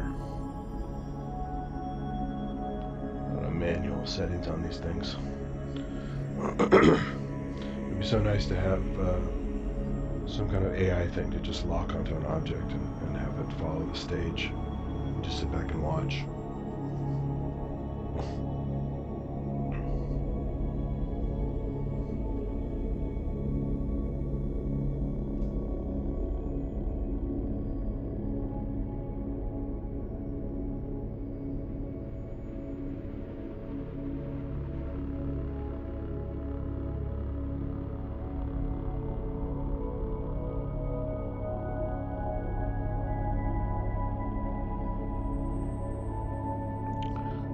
Well, if you use a laptop, you got your built-in camera and mic. If you have a laptop handy, that's my recommendation. This is nothing to mess with. And then you just toggle the camera and mic buttons as needed on the app, on the page after it loads, so you have privacy if you want it, or mute the audio if you want background noise to go away. But That's the best way. Otherwise, you got to use an external camera, and then you got to make sure you have the camera. You want the microphone. If you had headset mic, you got to make sure the headset mic is chosen, not the camera mic, which happens to Brooksy all the time. He gets his camera mixed up with his other mic. And it's, because this software auto switches sometimes, which is a pain. So you have to basically set it up. But every time I've had my headset working correctly, it's just the Plantronics I use for work. It always goes right to the right setting. I don't have to do anything. Either it remembers it or it's the first thing on the list that shows up. I'm not sure why, but so I would just give it a shot. You can always ask for help in the chat if you got problems. But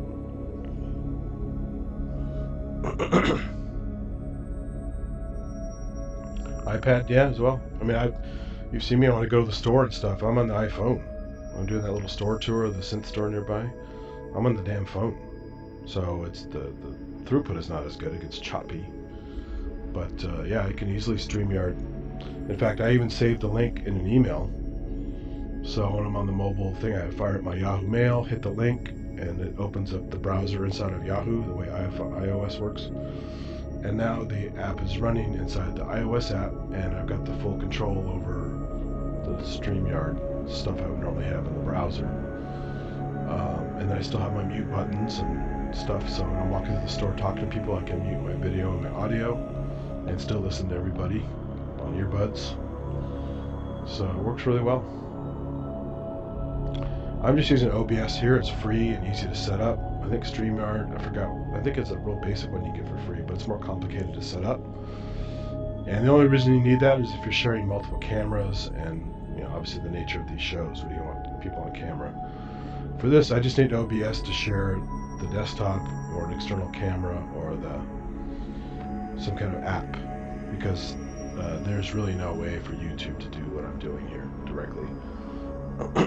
I would have to just be on camera with the built-in USB camera. I couldn't share this correctly, even though I wanted to. It just doesn't work, which is fine. I had some settings here I wish I had that YouTube gives me that OBS kind of doesn't, at least not that I found out. But it's it's fun to learn new tools as long as they're useful. So that's what I'm doing now. The first stream I did the other day on my synthetic channel, because this one I forgot to click stream on this one. You have to wait 24 hours once you enable streaming for YouTube to let you stream. So I had to go to synthetic first to do the first one of these the other day. And I just fired OBS up that day, didn't know anything about it, and automatically it's cropping my video. So this little cell right now would be basically full screen, the way I had it set up before, and it was really hard because I wanted to share some lower power stuff and I couldn't. But today I could because I found a tweak for that. So I'm pretty much at the point where I don't have to tweak it too much. I would like to find a way to add the cursor so I can point at things. It's probably simple, but I haven't found it yet. So.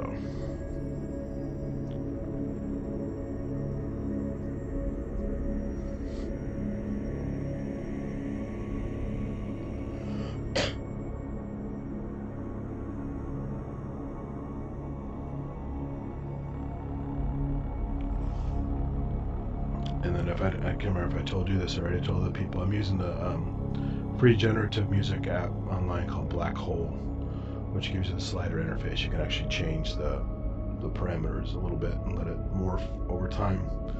It's changed quite a bit. It's just, it's a similar vibe all the way through, but it's not super annoying where it's like a video game music that just loops and loops and loops. But it's been fun. I've been on stream now for how long? Yeah, over 3.5 hours. Jesus, this is turning into a Spongathon. Anyway, it's fun to have it, just some background music, so I don't have to make a 3-hour composition to play in the background. But most of my content that I'm creating manually, I'm gonna have music I made added to it, so it's entertaining, not just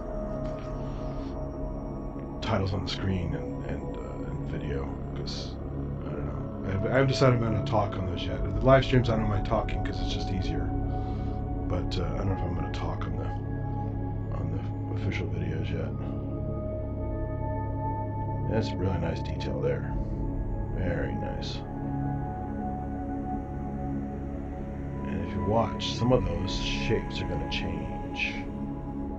Because there are various vacuoles, food vacuoles, and other kinds of things. Contractile vacuole, which uses to balance the water in the cell. And one of the nice things about this mode is you can actually get this 3D pop. So that was probably a contractile vacuole, they're the one that just moved. Because they're very dynamic, they're moving all the time.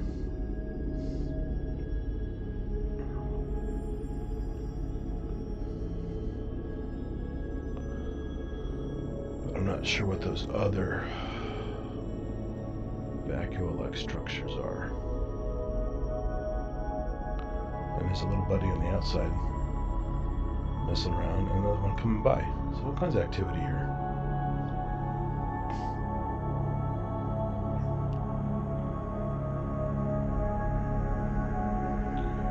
Just a tad, some frames better.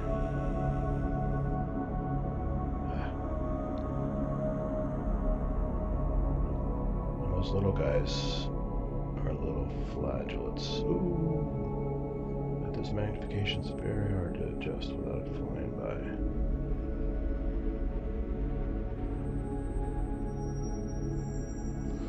That's good enough.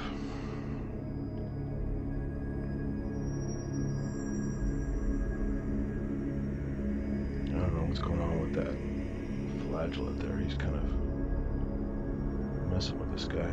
Sometimes you'll see another one come along and doing what that guy's doing, and he's actually attacking the cell. There are some that actually bite into the side of a cell and start swallowing some of the contents that spill out. And then most cells are basically toast at that point. But there's a huge species called stentor, and most of them look like a giant kind of horn of plenty, or the giant doomsday thing in the Star Trek episode, the old Star Trek episode. And there's this amazing video someone posted online of a stentor being nabbed by one of those, breaking apart, spilling almost half its contents into the water, but the cell quickly heals itself, seals it up, and just stays small and has to continue to produce to grow again. But normally they're quite big, and this one suddenly much smaller because it lost a lot of its contents to the surrounding water. But they can really heal themselves sometimes. It's pretty amazing. I also went to I think at the Maker Faire. There's a science section of the Maker Faire, and these guys were studying stentors. When they get irritated, they contract into a little ball, just as protection, and then they unfurl. And then they do that every time you bump a table or the slide that they're on, or they'll do that. And if you do it regularly enough, they ignore it. And there's certain patterns you can do that they'll learn that pattern and not flinch anymore. So, and they'll do it over time. So they actually have some kind of memory function where they learn that certain things are not a danger, which is pretty clever. I have that paper somewhere. I gotta look that up again.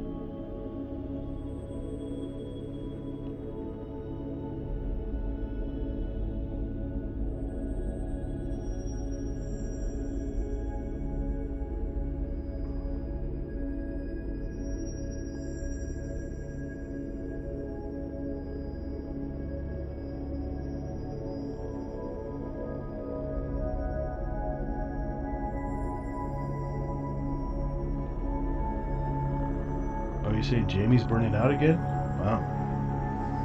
I don't have a chance to watch his channel a lot. A lot of times on Sunday morning now I'm sleeping because I'm either up too damn late the night before, or lately I've been sick. I've been sleeping a lot. I even almost missed Mr. Wiggly a couple times because just burned out.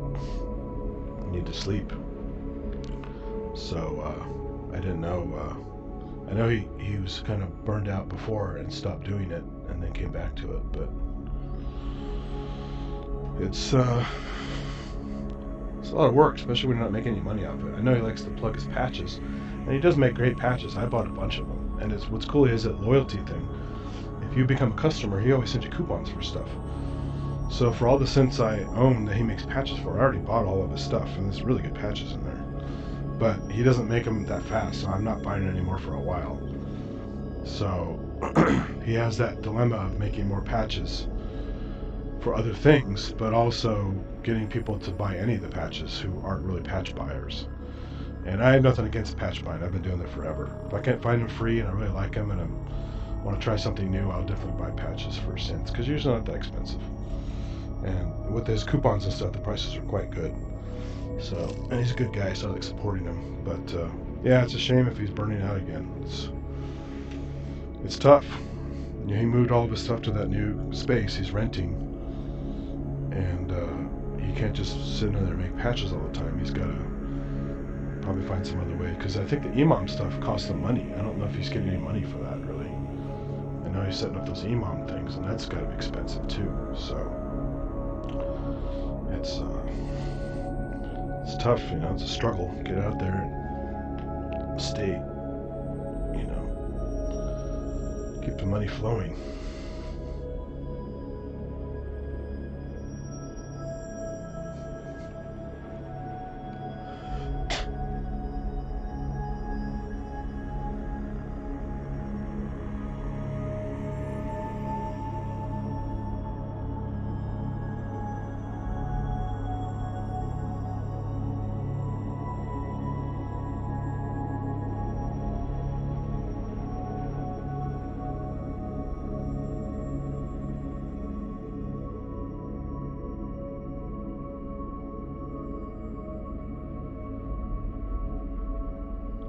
Yeah, definitely gets patches. There's some really nice ones.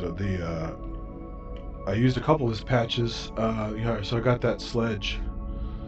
Wasn't bad used, and it does have some really nice patches on it already. But I just want something a little more oomph and not just factory patches, and I didn't have time to set a bunch of stuff up for a hardware jam. So the hardware jam I put up called Dreams, that uses the Waldorf's, the Studio Logic sledge, has several of his patches on it. I even told him that, because there were some really nice ones that I put on the jam. Yeah, right out of the box, I was ready to use some of his stuff to play some shit. I needed some new sounds quick, and also they had to match the vibe of the piece, which is kind of a little more mellow and airy. And some of the sledge patches are great, but they're really aggressive. Didn't really fit the piece I was trying to do. Oh damn, this guy's dying. Look at that. I wasn't even watching. I wonder if that guy was attacking him. I was looking away the whole time. Wow. See that? He just broke apart, and all of his contents are spilling out. That is nuts. I've seen this on video before, but never caught it myself. I bet that little guy was nibbling him. There are ones that do that.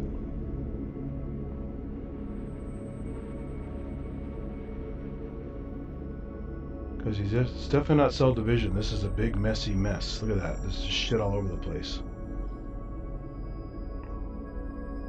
And see how this stuff is spilling out? Wow, that's crazy.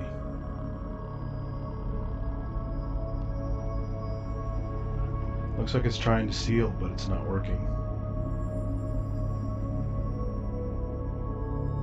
Oh, now we're losing water too. See that shift? That's because the slide is drying up. So while the cell is it's dying, it's about to lose its water as well, and it's not going to make it anyway.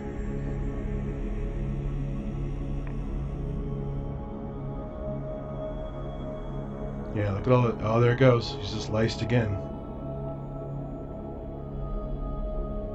I think he's being attacked on different sides. There's that little nodule over on the right side there.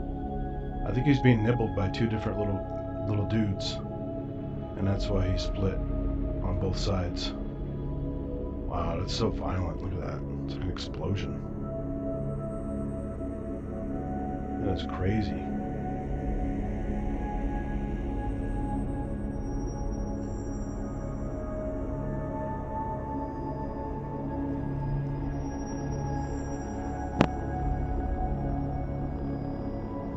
So now you have to look and see who is still moving in the frame independently, and that's the guy that caused the problems. I think it's the guy in the lower left. I think a couple of those things are actually organelles that are still intact, but I think the bottom thing is still, there's one of the guys who's nibbling on him.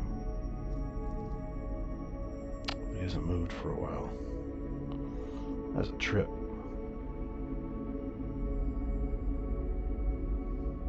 Well, you guys got to see something really cool. I've never seen that in person. I've only seen videos of it. It's very dramatic and very sad for the cell, but just part of life and kind of a special rare event to catch it. It's good too I had it in the 3D mode so you can really see the detail. Because when it does it in the normal bright field mode, it's just got a big mess. And it gets kind of muddy, but this you can see all the individual particles very well.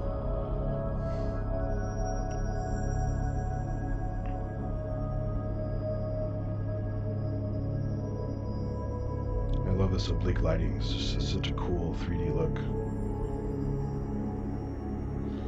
And you can see the individual parts of the cell are still moving around because they're it's like, it is a single cell organism, but all the little parts are still like little bots inside the cell doing their business. And now they're just wiggling around because of Brownian motion, just like the bacteria do. They have nowhere to go, so the particles are just kind of dancing. Oh boy, that looks like when you get movement like that, it's drying up. Getting a gradient. I want to change the lighting, but I don't want to screw up the shot because it's still breaking apart.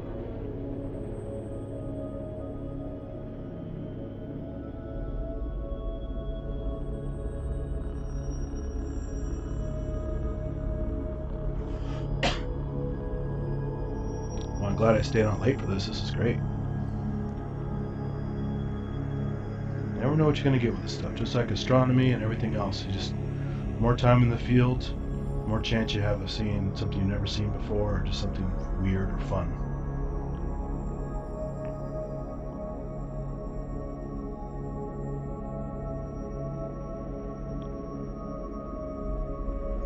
That's right, yeah, he's been disrespected.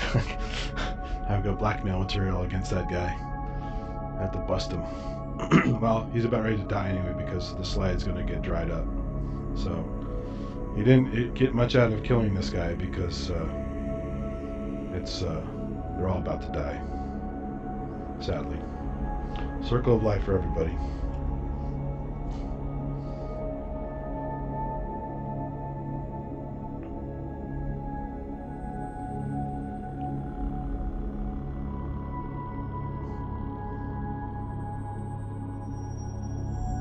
Yeah, it's a trip. All the individual parts are still intact.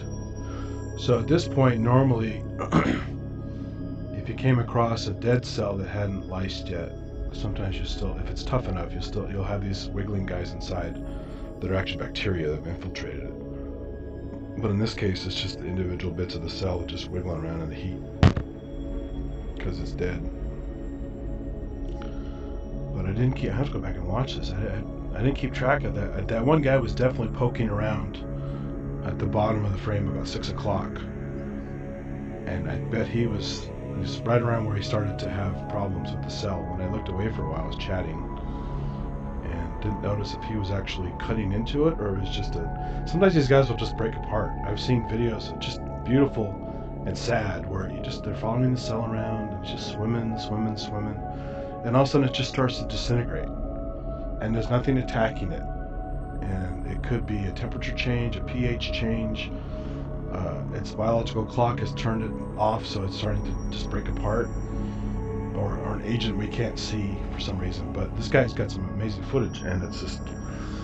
You would think if something were attacking it, you would see it with his kind of view. You don't see anything. It just continues to swim as it's breaking apart. And just like insects, where they can lose a good chunk of their body and still go, the cell is still swimming, even though half of it's gone, and spilling out its contents.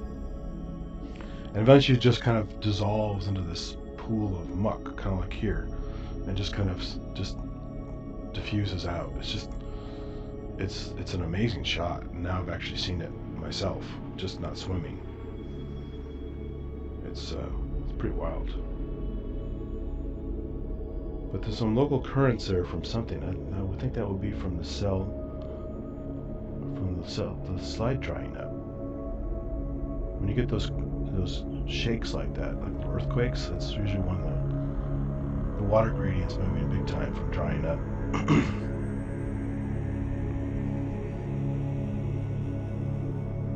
It's about ready to come through, I think. I just don't want to move because I'll ruin the shot.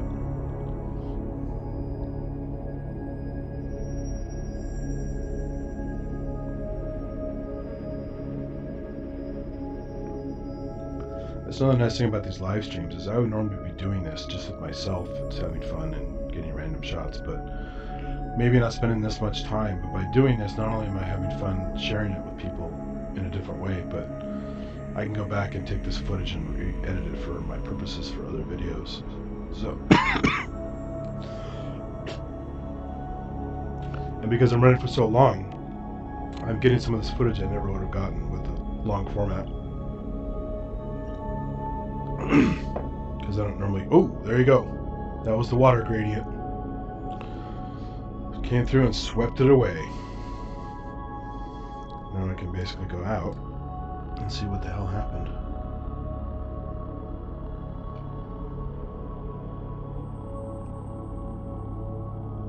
Yep. It swept through.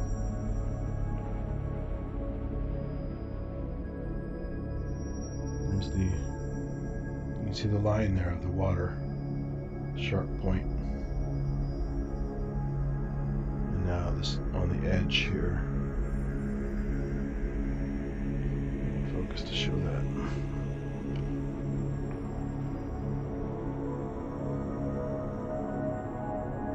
There it goes. See those little dots following the line.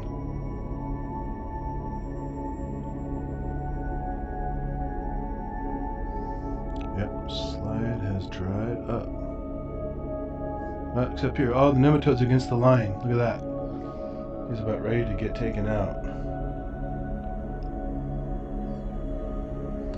Because the wavefront's right there. He's right on the line getting pushed.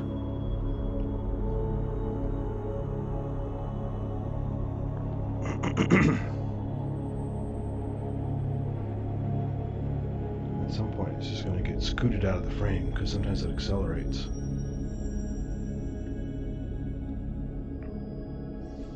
And sadly there's nowhere else to go. Eventually it's going to get squashed into the other wall, which you actually, oh man, if you look over here, you hear the fingers coming out of the other wall.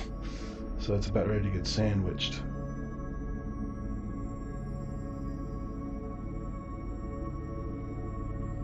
Growing. When they come, he's going to get squashed.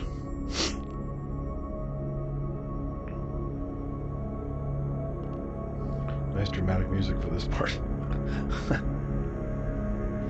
No, don't do it.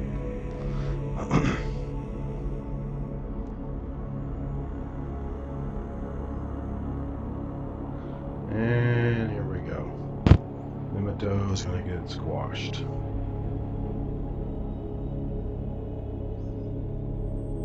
Luckily he's linear. He can... Oh, he went for a ride. He's got his own little pocket though. He hasn't done it here yet, see? This is what happened to the one I was talking about earlier. It went to a spot it shouldn't have gone. And all of a sudden it just collapsed. And he just got smashed. Because the water smashed a bunch of debris into it, and it was just like choked off. It didn't die right away. It took a while because it was just, you know. I tried to add water to the slide, but it didn't work.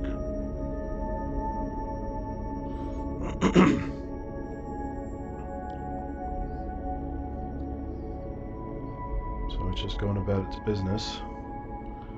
No idea. Here it goes. It's getting pushed over there now. More fingers of death are coming in here.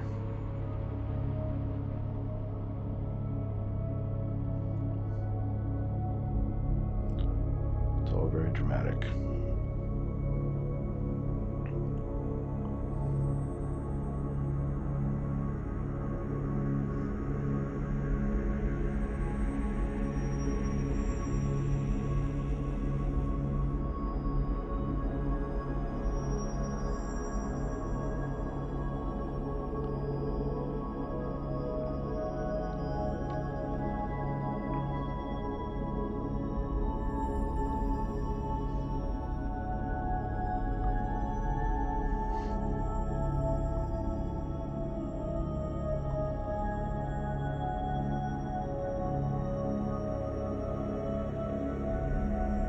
Don't go over there.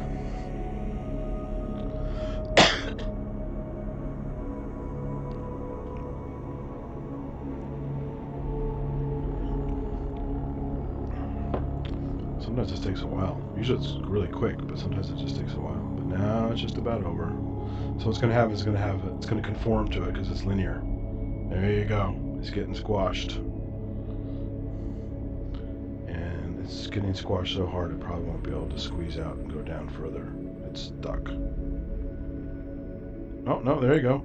It figured it out. But, alas, there's another finger coming. Right there.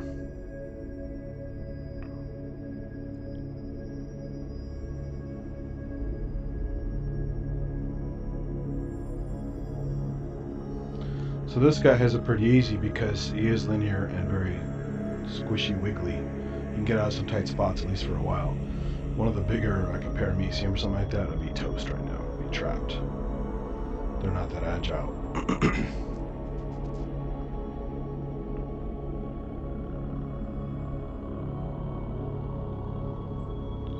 Alright, well, it's a little too grim to show the whole demise of this guy. You get the idea. Plus, I've been doing this now for, God, how long has it been? 4 hours. Yikes. Been lots of fun, but I got some other stuff to do. I haven't had dinner yet. So, any last minute questions, guys? It was a lot of fun. Thanks for joining.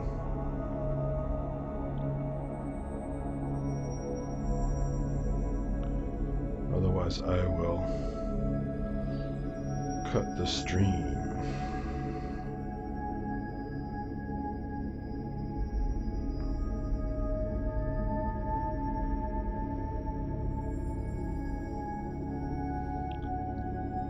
Thanks, yeah. Glad you guys had some fun.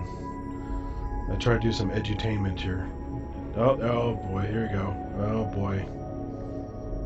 That's not a pretty sight, and the bottom's already gone. It can't go anywhere, so.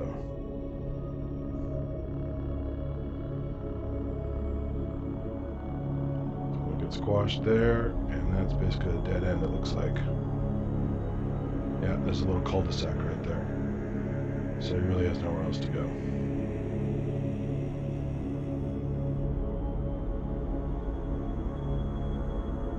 That sucks. Sorry, nematode. And now he's locked. Not dead, but locked. I'll try to rescue him. I'll wash him off into the soil and give him a break, so. Thanks again, guys. I'll try to schedule these, but I was just feeling like doing it. And so I may do more impromptus here and there, but I'll also try and schedule some as well. And try to have some different music choices. This black hole thing's pretty cool, but it'd be nice to switch it during the stream at some point and do something else. So, thanks guys. I'll catch you later.